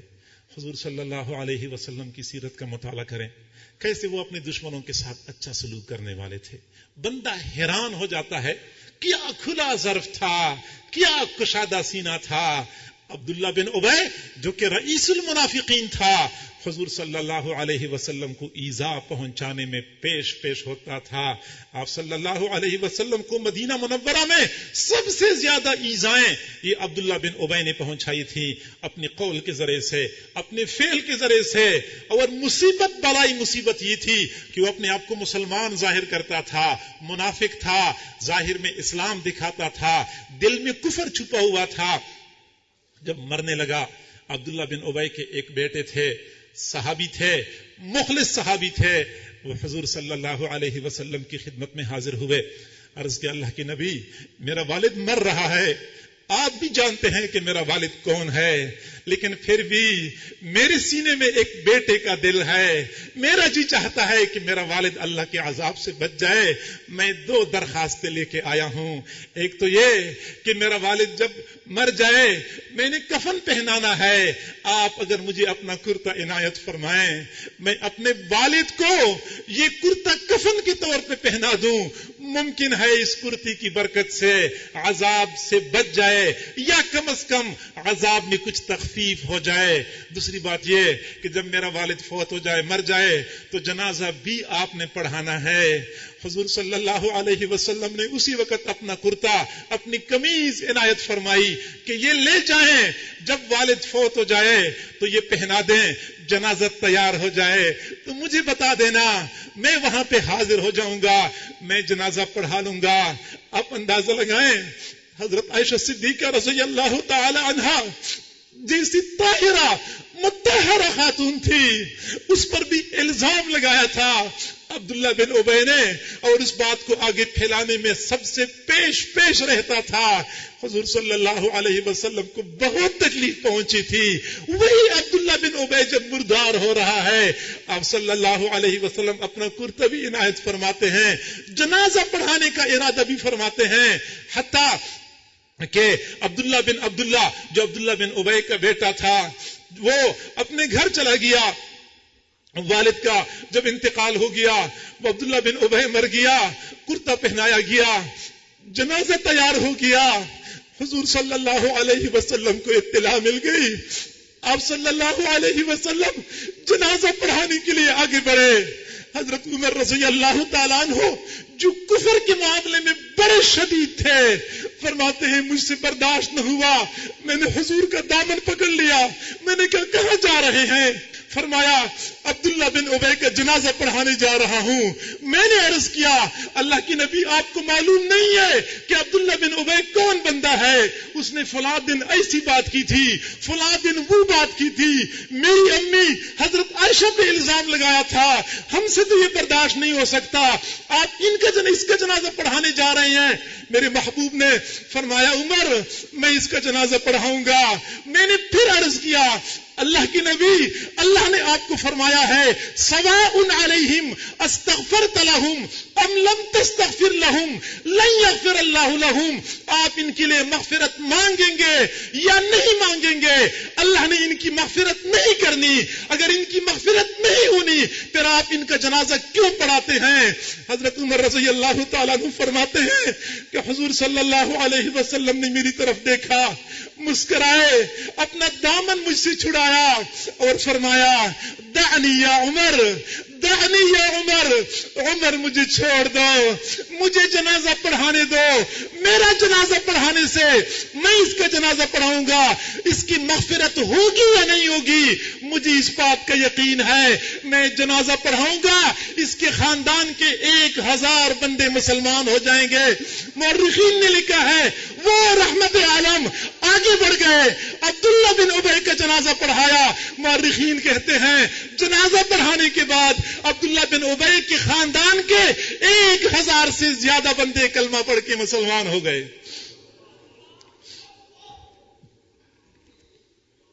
حضور صلی اللہ علیہ وسلم نے ہمیں بتایا ہے دشمنوں کے ساتھ کیا سلوک کرنا ہوتا ہے. جو کسی کے گھر والوں پہ الزام لگائے کوئی چھوٹی بات نہیں ہے, حوصلے والے برداشت کر سکتے ہیں, عام بندہ نہیں. حضور صلی اللہ علیہ وسلم, حضرت عائشہ صدیقہ رضی اللہ تعالی عنہا, ایسے حضرات پہ جب الزام لگا, 1 مہینہ حضور صلی اللہ علیہ وسلم کا ایسا گزرا تھا, انتہائی بے چینی کے عالم میں تھے. حضرت عائشہ صدیقہ رضی اللہ تعالیٰ عنہ پہ تہمت لگی تھی, وحی بھی نازل نہیں ہو رہی تھی. آپ صلی اللہ علیہ وسلم بہت پریشان تھے. حضرت عائشہ صدیقہ رضی اللہ تعالیٰ عنہ فرماتی ہیں جب حضور صلی اللہ علیہ وسلم آخری موقع پہ ابھی آیات نازل نہیں ہوئی تھی, میرے پاس تشریف لائے. فرمایا عائشہ اگر یہ غلطی ہو چکی ہے تو آپ توبہ کر لیں, اللہ تعالیٰ معاف فرمائیں گے. حضرت عائشہ صدیقہ فرماتی ہے میں نے سنا, میں نے کہا اللہ کی نبی آپ بھی یہی باتیں کرنے لگ گئے. میں اگر اس وقت یہ کہہ دوں کہ میں نے غلطی نہیں کی ہے, آپ لوگوں نے میری بات نہیں ماننی. اگر میں مان جاؤں کہ میں نے غلطی کی ہے, میرے اللہ کو پتا ہے کہ میں نے کوئی غلطی نہیں کی ہے. انما اشکو بسی و حزنی اللہ, میں اللہ کو اپنے دل کا دکڑا سناتی ہوں, اللہ کے سامنے اپنے غم کا اظہار کرتی ہوں. میرے سامنے حضرت یعقوب علیہ السلام کی مثال موجود ہے, میں اپنے اللہ کو اپنا کارساز بناتی ہوں. فرماتی ہیں تھوڑی دیر گزری تھی, میرے محبوب صلی اللہ علیہ وسلم پر وحی کی کیفیت طاری ہو گئی. جب حضور پر وحی نازل ہوتی تھی, شدید سردی کے موسم میں پیشانی پسینہ پسینہ ہو جاتی تھی, موتی کی طرح سفید قطرے ٹپکنا شروع ہو گئے. میں سمجھ گئی میرے محبوب پہ وحی نازل ہو رہی ہے. تھوڑی دیر بعد جب وحی کی کیفیت ختم ہو گئی میرے محبوب صلی اللہ علیہ وسلم مسکرا رہے تھے اور فرمایا عائشہ یا عائشہ اما ربک فقد برأک اللہ، اے عائشہ آپ کے رب نے آپ کی برات کا اعلان فرما دیا۔ پھر حضور صلی اللہ علیہ وسلم نے 10 آیات تلاوت فرمائی۔ حضرت عائشہ صدیقہ رضی اللہ تعالیٰ عنہ کو ان کی والدہ نے کہا کہ عائشہ اب کھڑی ہو جا، حضور کا شکریہ ادا کر لو، حضور کا شکریہ ادا کرو۔ حضرت عائشہ ناز کے عالم میں تھی، فرمانے لگی میں اللہ کے سوا کسی اور کا شکریہ ادا نہیں کروں گی، میں صرف اپنے اللہ کا شکریہ ادا کرتی ہوں جس نے میری برات کا اظہار فرمایا ہے۔ قیامت تک یہی 10 آیتیں تلاوت کی جاتی رہیں گی۔ حضرت عائشہ صدیقہ رضی اللہ تعالیٰ عنہ کی پاک دامنی کی گواہی دیتی رہیں گی۔ حوصلے کی بات ہوتی ہے، میرے محبوب کا حوصلہ یا میرے محبوب کے سچے جانشینوں کا حوصلہ ہوتا ہے۔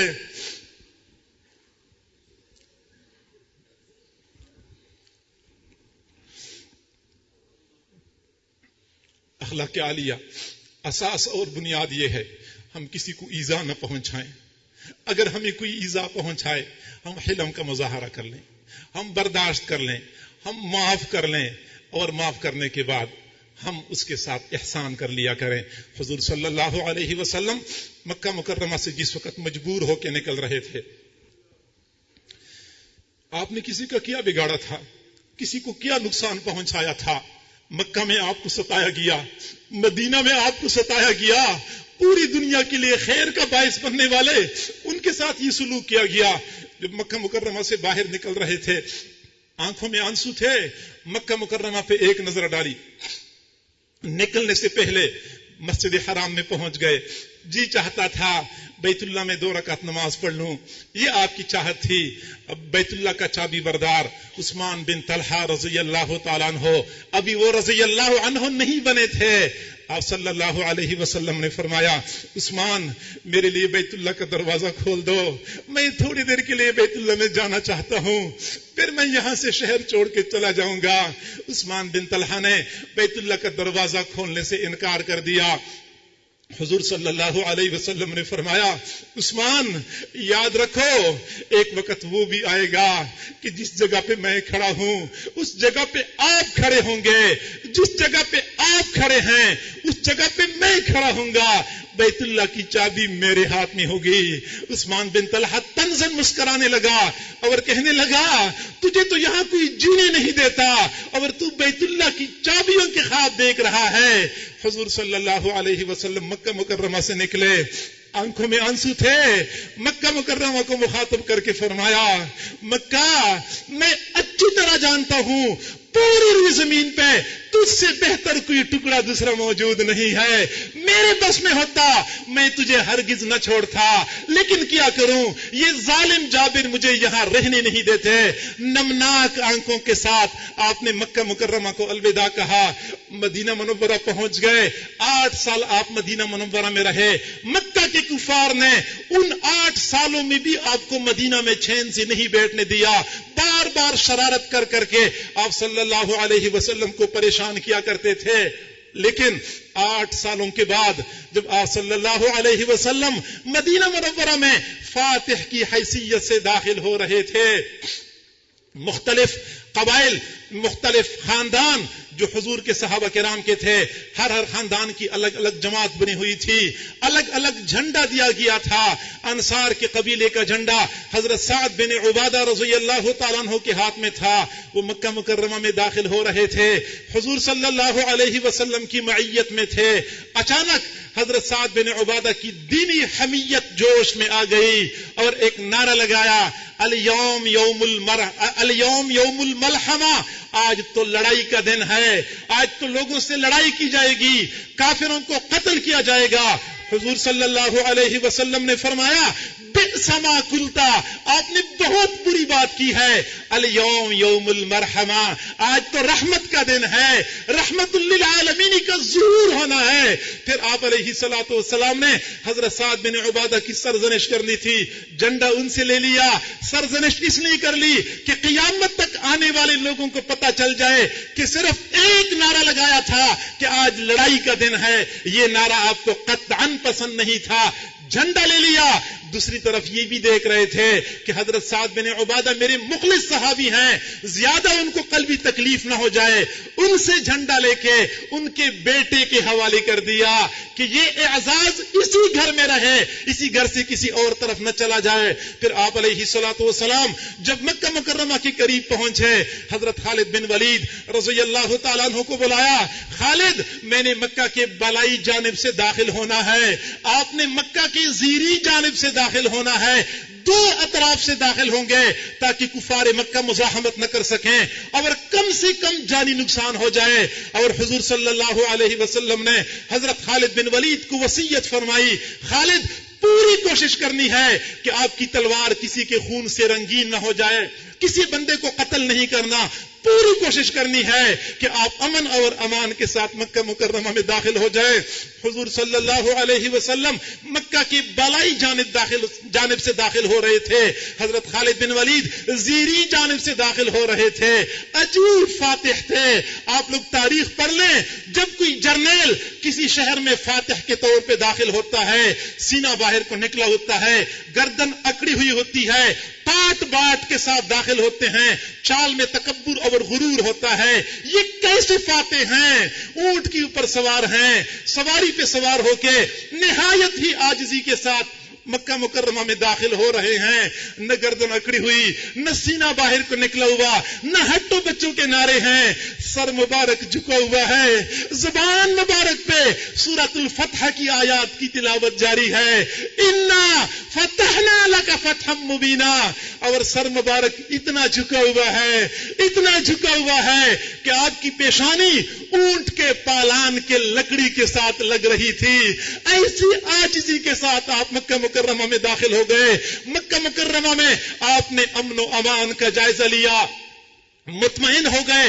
मक्का में दाखिल होने से पहले अमूमी ऐलान किया गया था कि जो बंदा अहले मक्का में से मस्जिद हराम में पनाह ले ले वो मामून होगा, जो बंदा हजरत अबू सुफियान रज़ियल्लाहु अन्हु के घर में पनाह ले ले वो भी मामून होगा, जो बंदा अपने घर का दरवाजा बंद करके घर के अंदर पनाह ले ले वो बंदा भी मामून होगा। मस्जिद हराम में तशरीफ लाए, इंतजार कर रहे थे हजरत खालिद बिन वलीद किस अंदाज से दाखिल हो रहे हैं।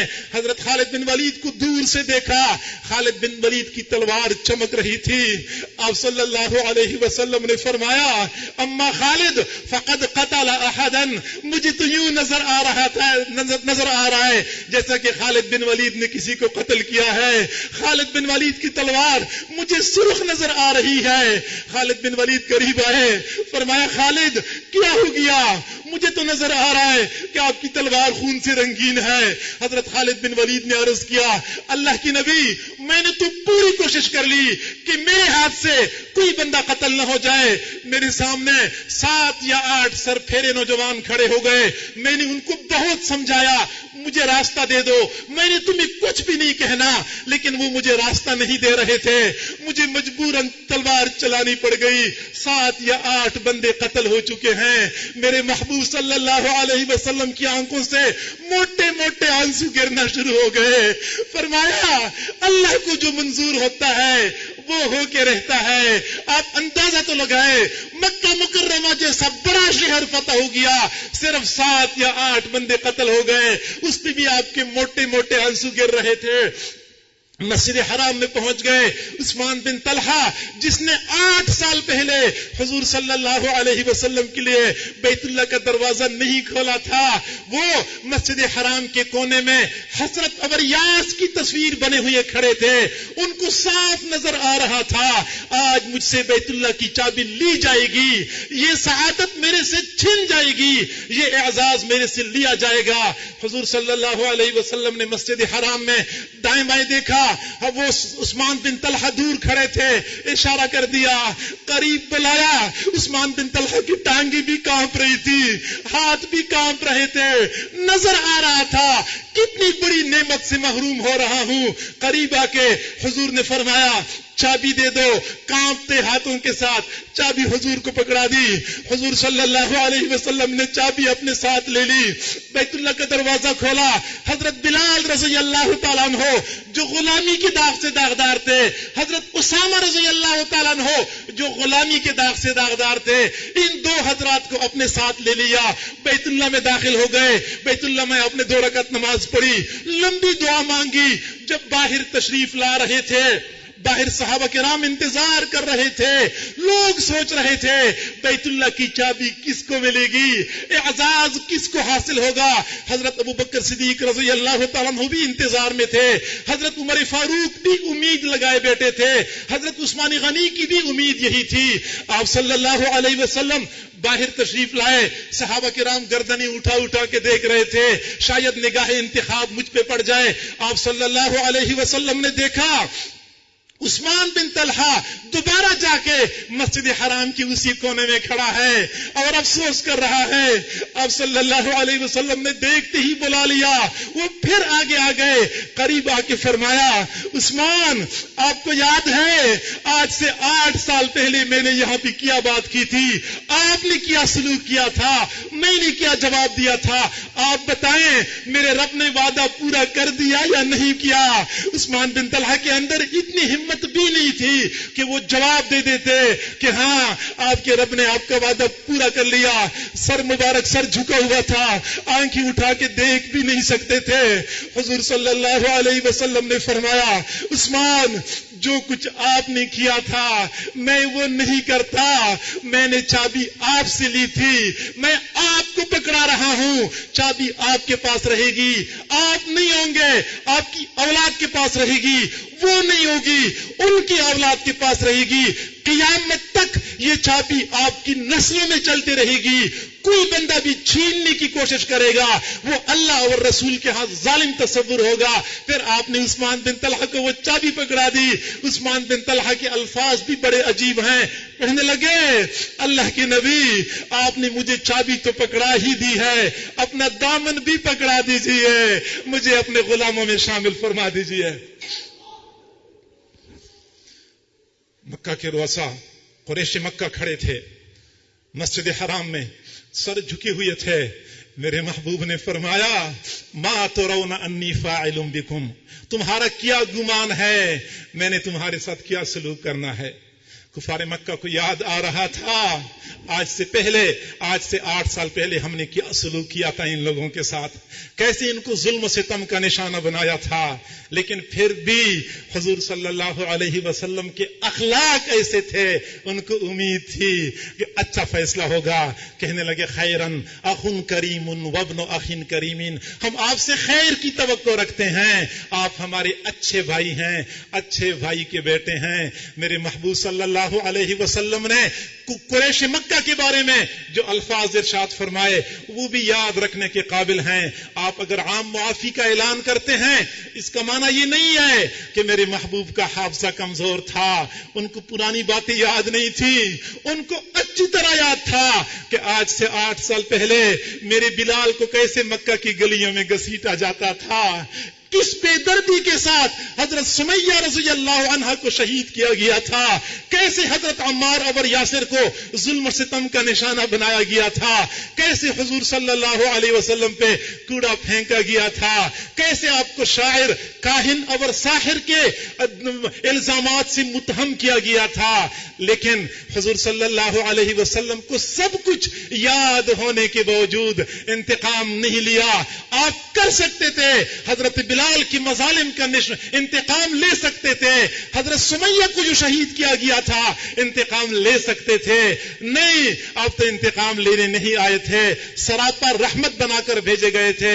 آپ نے اعلان کر دیا آج میں تمہارے درمیان وہ اعلان کرتا ہوں جو حضرت یوسف علیہ السلام نے اپنے بھائیوں کے بارے میں فرمایا تھا، لا تثریب علیکم اليوم اذهبوا انتم الطلقاء، آج تمہاری اوپر کوئی حرج نہیں ہے، جاؤ تم سب کے سب آزاد ہو.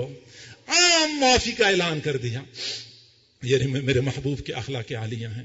ہمیں چاہیے کہ ہم بھی اپنے آپ کو اچھے اخلاق سے آراستہ پہ راستہ کر لیں. اب آخری بات میں عرض کرتا ہوں کہ ہم اچھے اخلاق سے کیسے مزین ہو سکتے ہیں, اچھے اخلاق کے حامل کیسے بن سکتے ہیں. معزز سامعین, ہمارے مدارس عربیہ میں جو علم پڑھایا جاتا ہے ان کو علوم شریعت کہتے ہیں. علوم شریعت میں بہت سارے مسائل پڑھائے جاتے ہیں, جائز ناجائز کے مسائل پڑھائے جاتے ہیں, حرام حلال کے مسائل پڑھائے جاتے ہیں, اولا غیر اولا کے مسائل پڑھائے جاتے ہیں. لیکن نماز کس طرح پڑھیں گے, روزہ کس طرح رکھیں گے, حج کے مسائل کیا ہیں, نکاح طلاق کے مسائل کیا ہیں, خرید و فروخت کے مسائل کیا ہیں, قصاص اور دیت کے مسائل کیا ہیں, یہ مدارس میں پڑھائے جاتے ہیں. لیکن اسی کے ساتھ متوازی ایک اور شعبہ ہے, ایک اور طریقہ تعلیم ہے, ایک اور طریقہ تربیت ہے جس میں اخلاق پڑھائے جاتے ہیں. مدارس عربیہ میں یہ پڑھایا جاتا ہے کہ دیت لینے کا حق کس کو حاصل ہے اور دیت کتنی ہوتی ہے, اور قصاص کون لے گا, قصاص کس صورت میں لیا جا سکتا ہے. یہاں قصاص اور دیت کے مسائل ہیں, لیکن ایک اور طریقہ ہے جس میں معاف کرنے کے مسائل پڑھائے جاتے ہیں. مدارس میں یہ پڑھایا جاتا ہے کہ طلاق اور نکاح کے مسائل کیا ہیں, بیوی کا نان نفقہ کس کی ذمہ ہے اور کتنا دینا ہوتا ہے. جبکہ ایک اور شعبہ ہے, اس شعبے میں یہ پڑھایا جاتا ہے کہ بیوی کے ساتھ حسن سلوک کیسے کیا جائے گا, اولاد کے ساتھ رحمتوں والا معاملہ کیسے کیا جائے گا. ایک سلسلہ شریعت ہے جس میں پڑھایا جاتا ہے کہ مقروض سے قرض کس طرح لیا جائے گا, مقروض کو کیسے محبوس کیا جا سکتا ہے, رہن کے مسائل کیا ہیں, ضمان کے مسائل کیا ہیں, کفالہ کے مسائل کیا ہیں. جبکہ ایک اور شعبہ ہے جس میں یہ پڑھایا جاتا ہے کہ مقروض کو کیسے معاف کیا جا سکتا ہے, اس کو کیسے مہلت دی جا سکتی ہے, اس کے ساتھ نرمی کا معاملہ کیسے کیا جا سکتا ہے. کنز اور ہدایہ میں آپ کو یہ مسئلہ نہیں ملے گا کہ مقروض کو معاف کر دیا جائے, قاتل کو معاف کر دیا جائے, یا بیوی کو نان نفقے کے علاوہ بھی کچھ دینا ہوتا ہے. کنز اور ہدایہ میں آپ کو نہیں ملے گا. ایک اور متوازی سلسلہ ہے جس کو علم الاخلاق کہا جاتا تھا. علم الاخلاق اس کا پرانا نام تھا, اور آج کی دنیا میں اس کو علم التصوف اور سلوک کہا جاتا ہے. آج اگر ہم چاہتے ہیں کہ ہم اچھے اخلاق سے آراستہ پہ راستہ ہو جائیں, ہمیں چاہیے کہ ہم ان اللہ والوں سے جڑ جائیں, چونکہ اللہ والے خود اچھے اخلاق کے حاملین ہوتے ہیں. ہم ان کے ساتھ جڑیں گے تو غیر شعوری طور پہ ان کے اچھے اخلاق ہمارے اندر منتقل ہو جائیں گے. غیر شعوری طور پہ ہم انہی اخلاق سے مزین ہو جائیں گے جو اللہ والوں کو حاصل ہوتے ہیں. اور ایک وقت تھا کہ لوگ مشائخ کے پاس جایا کرتے تھے, ان کی صحبت میں رہا کرتے تھے. انقلاب آتا تھا, گردن سے سریا نکل جاتا ہے, مزاج کی درستگی ختم ہو جاتی ہے, بندے میں نرمی آ جاتی ہے, بخل کی بجائے سخاوت آ جاتی ہے, تیزی کی بجائے تحمل اور بردباری آ جاتی ہے. ہم نے تو اپنے حضرت جی کو دیکھا ہے, نہایت ہی قریب سے دیکھا ہے, سال ہا سال سے دیکھ رہے ہیں. اللہ رب العزت نے کیا اخلاق عطا فرمائے ہیں, کیا کمال اخلاق ہیں. یقیناً میں کہا کرتا ہوں کہ میں اور میرے بہت سارے ساتھی ایسے ہیں جو ادارے میں کام کرتے ہیں, اتنی غلطیاں کرتے ہیں. بارہا غلطیوں کے باوجود ہمارے حضرت جی دامت برکاتہم العالیہ کا جو معاملہ ہمارے ساتھ ہے, میں کئی مرتبہ دوستوں سے کہا کرتا ہوں. ایک آدمی نے مجھے کہا کہ آپ کو حضرت کی کون سی ادا نے زیادہ متاثر کیا ہے.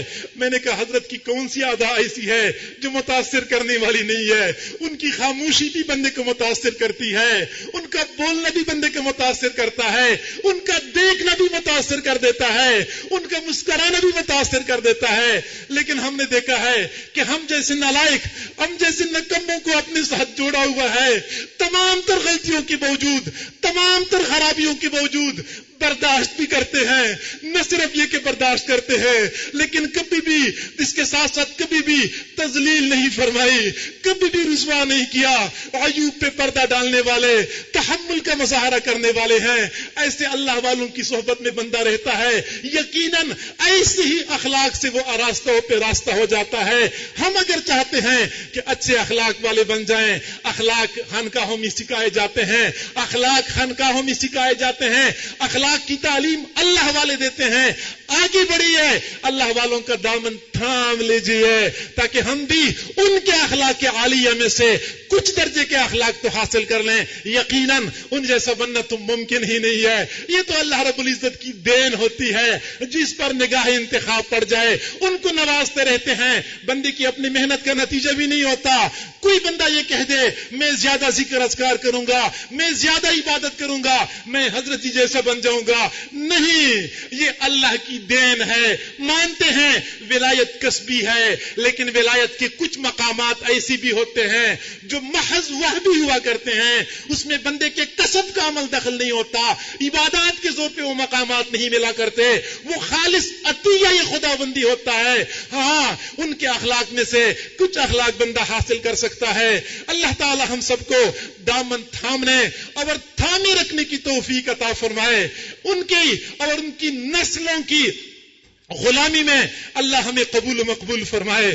وآخر دعوانا ان الحمدللہ رب العالمین.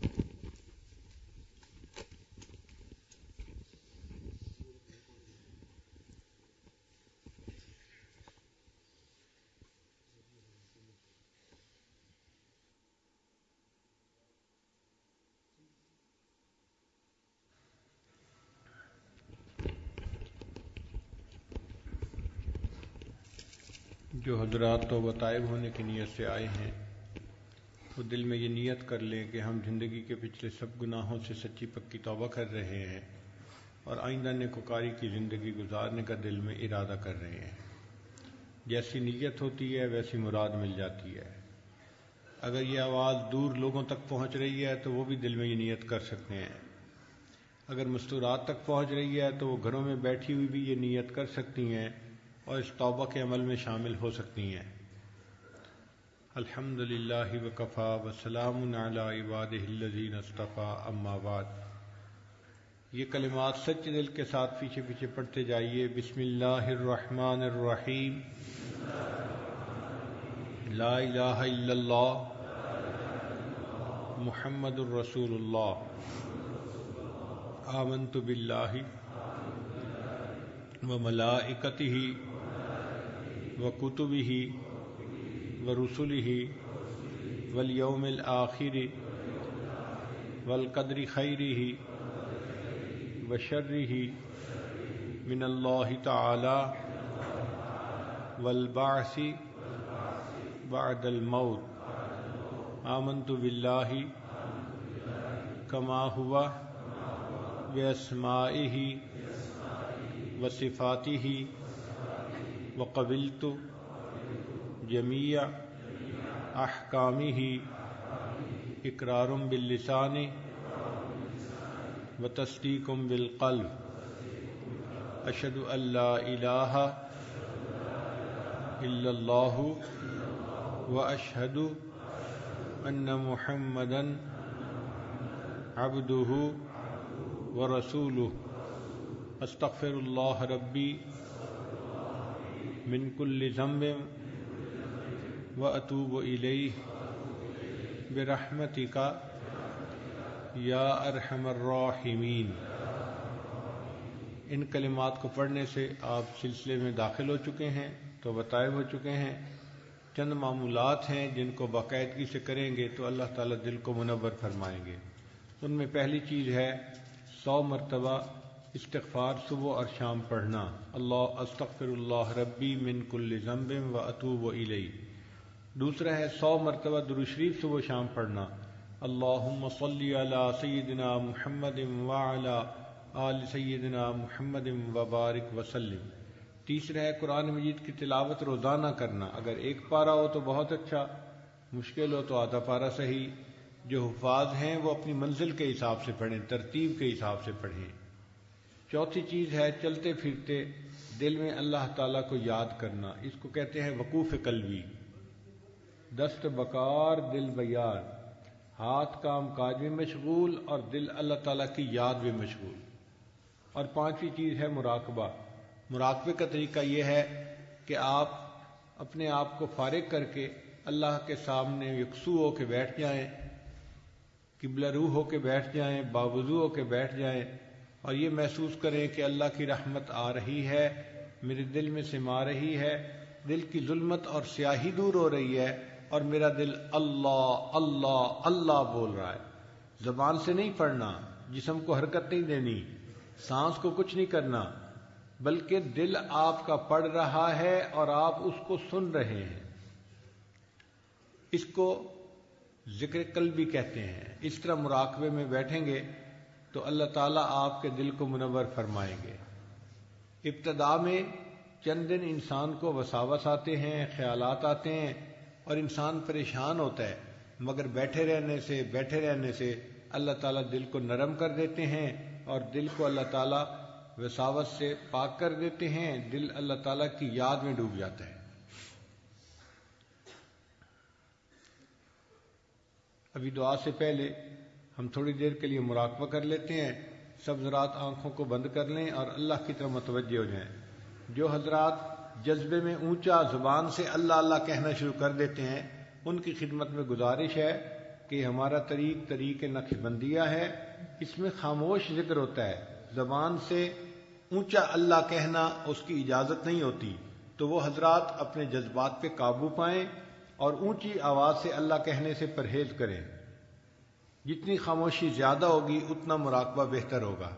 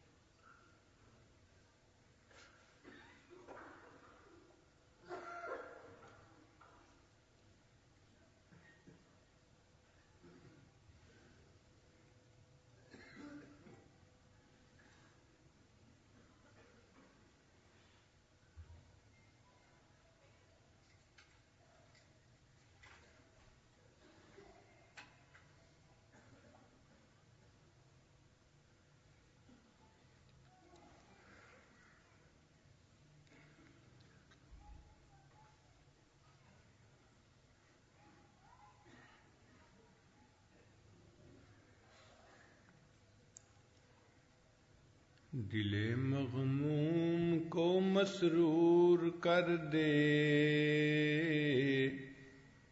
دل بے نور کو پر نور کر دے، دل مغموم کو مسرور کر دے، دل بے نور کو پر نور کر دے، فروزاں دل میں شمع طور کر دے، یہ گوشہ نور سے معمور کر دے، میرا ظاہر سنور جائے الہی، میرے باطن کی ظلمت دور کر دے، میرا ظاہر سنور جائے الہی، میرے باطن کی ظلمت دور کر دے، مئے وحدت پلا مخمور کر دے، مئے وحدت پلا مخمور کر دے، محبت کے نشے میں چور کر دے، دل مغموم کو مسرور کر دے، دل بے نور کو پر نور کر دے۔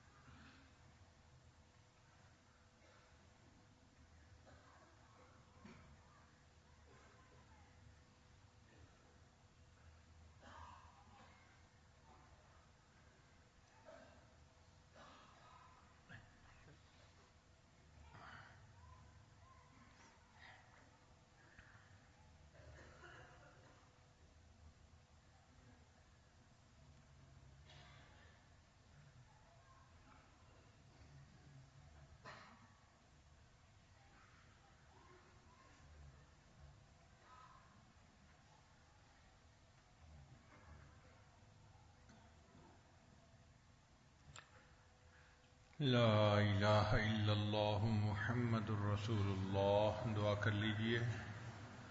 سبحان ربی العلی الوہاب. اللہم صلی علی سیدنا محمد وعلی آل سیدنا محمد وبارک وسلم. اے رب کریم، ہم آپ کے عاجز مسکین بندے ہیں. ہمارے گناہوں کو معاف فرما، ہماری خطاؤں سے درگزر فرما، ہمارے عیبوں کی پردہ پوشی فرما. اللہ ہماری نگاہوں کو پاک فرما، ہمارے دلوں کو صاف فرما، ہمارے سینوں کو اپنی محبت سے لبریز فرما. اے اللہ اپنی محبت ہمارے دلوں میں لبریز فرما. رب کریم، ہمارے علم میں برکت عطا فرما، عمل میں برکت عطا فرما، رزق میں برکت عطا فرما، صحت میں برکت عطا فرما، دین میں برکت عطا فرما. برکتوں والی زندگی نصیب فرما، آنے والے وقت کو گزرے وقت سے بہتر فرما. اے اللہ، ہمیں اچھے اخلاق والی زندگی نصیب فرما. رب کریم، ہمیں تحمل والی زندگی نصیب فرما. اے اللہ، معافی اور درگزر والی صفت نصیب فرما. اے اللہ، رحم اور ترس کھانے والی صفت نصیب فرما. رب کریم، ہمارے اخلاق کو اچھا فرما. اے اللہ، ہمیں اچھا انسان بن کر رہنے کی توفیق عطا فرما. اے اللہ، ہمیں گھر میں اچھا والد بن کر رہنے کی توفیق عطا فرما، اچھا شوہر بن کر رہنے کی توفیق عطا فرما، اچھا بھائی بن کر رہنے کی توفیق عطا فرما، اچھا بیٹا بن کر رہنے کی توفیق عطا فرما. اے اللہ، معاشرے کا ایک اچھا فرد بن کر رہنے کی توفیق عطا فرما. اے اللہ، ایک اچھا بندہ بن کر زندگی گزارنے کی توفیق عطا فرما. رب کریم، ہم پر رحمت کی نظر فرما. اے اللہ، دوستی کے رنگ میں دشمنی کرنے والوں سے محفوظ فرما. اے اللہ، ہمارے ہدایت ملنے کے بعد گمراہی سے محفوظ فرما، عزتیں ملنے کے بعد ذلت سے محفوظ فرما. اے رب کریم، اپنے قرب کے بعد دوری سے محفوظ فرما. ہماری ان دعاؤں کو اپنی رحمت سے قبول فرما. اے اللہ، مجمع میں جتنے لوگ ہیں ان کے دل کی نیک مرادوں اور تمناؤں کو پورا فرما. رب کریم، جو مشکلات میں ہیں ان کی مشکلات کو آسان فرما. جو مصیبتوں میں پھنسے ہیں مصیبتوں کو دور فرما. اے اللہ، رحمت کا معاملہ فرما. اے اللہ، ذلت سے محفوظ فرما، علت سے محفوظ فرما، قلت سے محفوظ فرما. رب کریم، آپ نے قرآن مجید میں فرمایا وَأَمَّا السَّائِلَ فَلَا تَنْهَرْ، اور سوالی کو انکار نہ کرو. جب ہم کمزوروں کو حکم ہے ہم سوالی کو انکار نہ کریں. اے اللہ، ہم بھی تو آپ کے در کے سوالی ہیں. اے کریم آقا، آپ بھی انکار نہ فرمائیے. اے اللہ، ہمیں اپنے در سے خالی نہ اٹھائیے. رب کریم، ہم نے دنیا کے فقیر کو دیکھا ہے کہ جب بڑا دروازہ دیکھتا ہے اونچی صدا لگاتا ہے، اس کو یقین ہوتا ہے دروازہ کھل گیا، میرے بچوں کا فاقہ ختم ہو جائے گا. اے اللہ، ہم تو آپ کے دروازے سے مانگ رہے ہیں جو کائنات کا سب سے بڑا دروازہ ہے. اے اللہ، اپنی رحمت کا دروازہ کھول دیجئے اور ہماری جھولیاں بھر دیجئے، امیدوں سے بڑھ کر عطا فرما دیجئے. اے اللہ، جس طرح ایک عیالدار اپاہج سخی کا دروازہ کھٹکھٹاتا ہے اس امید کے ساتھ کہ یہ دروازہ کھلے گا، میرے بچوں کا فاقہ ختم ہو جائے گا. اے اللہ، ہم اس عیالدار اپاہج سے زیادہ محتاج ہیں اور آپ اس دنیا کے سخی سے زیادہ بڑے سخی ہیں. اللہ، آپ بھی اپنا دروازہ کھول دیجئے اور ہماری بگڑی بنا دیجئے، مشکلات کو آسان فرما دیجئے، مصیبتوں سے محفوظ فرما لیجئے. اللہ، ہم پر رحمت کی نظر فرما دیجئے. رب کریم، ہماری ان دعاؤں کو اپنی رحمت سے قبول فرما. اے اللہ، جو مانگا وہ بھی عطا فرما، جو مانگنا چاہیے تھا نہیں مانگ سکے وہ بھی عطا فرما. اے اللہ، اس مجمع میں کتنے لوگ ہیں جو سفید بالوں کو سفید کر بیٹھے. اے اللہ، آج وہ اپنے گناہوں سے سچی توبہ کر رہے ہیں. اے اللہ، ہمارے سفید بالوں کا لحاظ رکھ لیجئے، ہمارے دلوں کو صاف فرما دیجئے. اے اللہ، ہمارے دلوں کو منور فرما دیجئے، ہمارے گناہوں کو معاف کر دیجئے. اے اللہ، اسی مجمع میں چھوٹے چھوٹے بچے بھی ہاتھ اٹھائے بیٹھے ہیں. اے اللہ، ہم آپ کو ان کے ہاتھوں کی معصومیت کا واسطہ دیتے ہیں. اللہ، ان معصوموں کے ہاتھوں کو خالی نہ لوٹانا اور ان کی برکت سے اللہ ہم گناہگاروں کے ہاتھوں کو بھی قبول فرما لینا. اے اللہ، اسی مجمع میں کتنے نوجوان ہیں جو آج سچی توبہ کی نیت کر چکے ہیں. اے اللہ، آج تو گرم خون بھی معافیاں مانگ رہا ہے. اے اللہ، اگر آپ نے معاف نہ کیا شیطان بہکائے گا، نفس بھٹکائے گا، جوانیاں ضائع ہو جائیں گی. اے اللہ، ضائع ہونے سے بچا لیجئے. رب کریم، ہم پر رحمت کی نظر فرما دیجئے. ہماری ان دعاؤں کو اپنی رحمت سے قبول فرما۔ اے اللہ جس طرح آپ نے آسمان کو زمین پر گرنے سے روک دیا، شیطان کو ہم پر مسلط ہونے سے روک دیجئے، شیطان کو ہم پہ مسلط ہونے سے روک دیجئے۔ اللہ ہمارے ساتھ درگزر کا معاملہ فرما۔ رب کریم آپ نے فرمایا یا ایھا الناس انتم الفقراء، اے انسانوں تم فقیر ہو، اور یہ بھی فرمایا انما الصدقات للفقراء کہ صدقات تو فقیروں کا حق ہوتا ہے۔ اے اللہ جب صدقات فقیروں کے لیے ہوتے ہیں اور ہم فقیر ہیں، اللہ ہمیں اپنی رحیمی کا صدقہ دے دیجئے، اپنی کریمی کا صدقہ دے دیجئے، اپنی ستاری کا صدقہ دے دیجئے، اپنی غفاری کا صدقہ دے دیجئے۔ اللہ ہم نے امیروں کو دیکھا ہے کہ غریبوں کے اوپر بڑی بڑی رقمیں خرچ کر دیا کرتے ہیں۔ اے اللہ آپ ہمیں اپنی طرف سے مہربانی کے ساتھ جنت عطا فرما دیجئے۔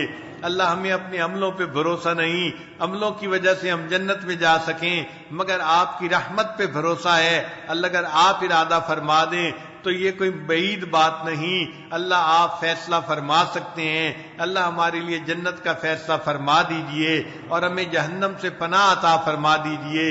رب کریم ہم پر رحمت کی نظر فرما۔ اے اللہ دور بیٹھی مستورات اگر اپنے گھروں میں دعاؤں پر آمین کہہ رہی ہیں، ان کے دل کی نیک مرادوں کو بھی پورا فرما۔ اے اللہ کچھ لوگ اگر دور بیٹھے دعاؤں پر آمین کہہ رہے ہیں، ان کو بھی ان دعاؤں میں حصہ نصیب فرما۔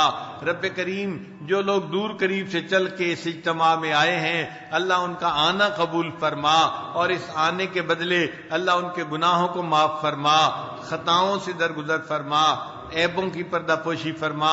اے اللہ وہ فرعون جو انا ربکم الاعلی کا دعویٰ کیا کرتا تھا، آپ نے اس کے پاس موسیٰ علیہ السلام کو بھیجا تو فرمایا فقولا لہ قولا لینا، اس کے ساتھ نرم گفتگو کرنا، نرمی کا معاملہ کرنا۔ اے اللہ جو انا ربکم الاعلی کا دعویٰ کرتا ہے، اگر آپ اس کے ساتھ نرمی کا معاملہ کا حکم فرماتے ہیں، اے اللہ یہ جتنا مجمع یہاں موجود ہے، یہ دن میں درجنوں مرتبہ سجدے میں سر رکھ کر سبحان ربی الاعلی کا اقرار کرتے ہیں، اے اللہ ان کے ساتھ نرمی کا معاملہ فرما لیجئے۔ اے اللہ آج اس مجمع کے ساتھ نرمی کا معاملہ فرما لیجئے۔ اے اللہ سب کے گناہوں کو معاف کر دیجئے۔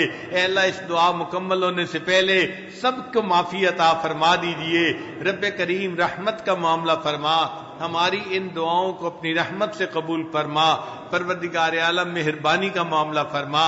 اے اللہ دنیا میں ہم نے دیکھا ہے فقیر کو ایک دروازے سے نہیں ملتا، وہ دوسرے پہ چلا جاتا ہے، نہیں ملے تیسرے پہ چلا جاتا ہے، اس کا تو کوئی مسئلہ نہیں۔ اے اللہ مسئلہ تو ہمارا ہے جن کے پاس ایک ہی دروازہ ہے۔ اے اللہ ہم اچھی طرح جانتے ہیں جو آپ کے دروازے سے خالی چلا جاتا ہے وہی شقی اور بدبخت ہوتا ہے۔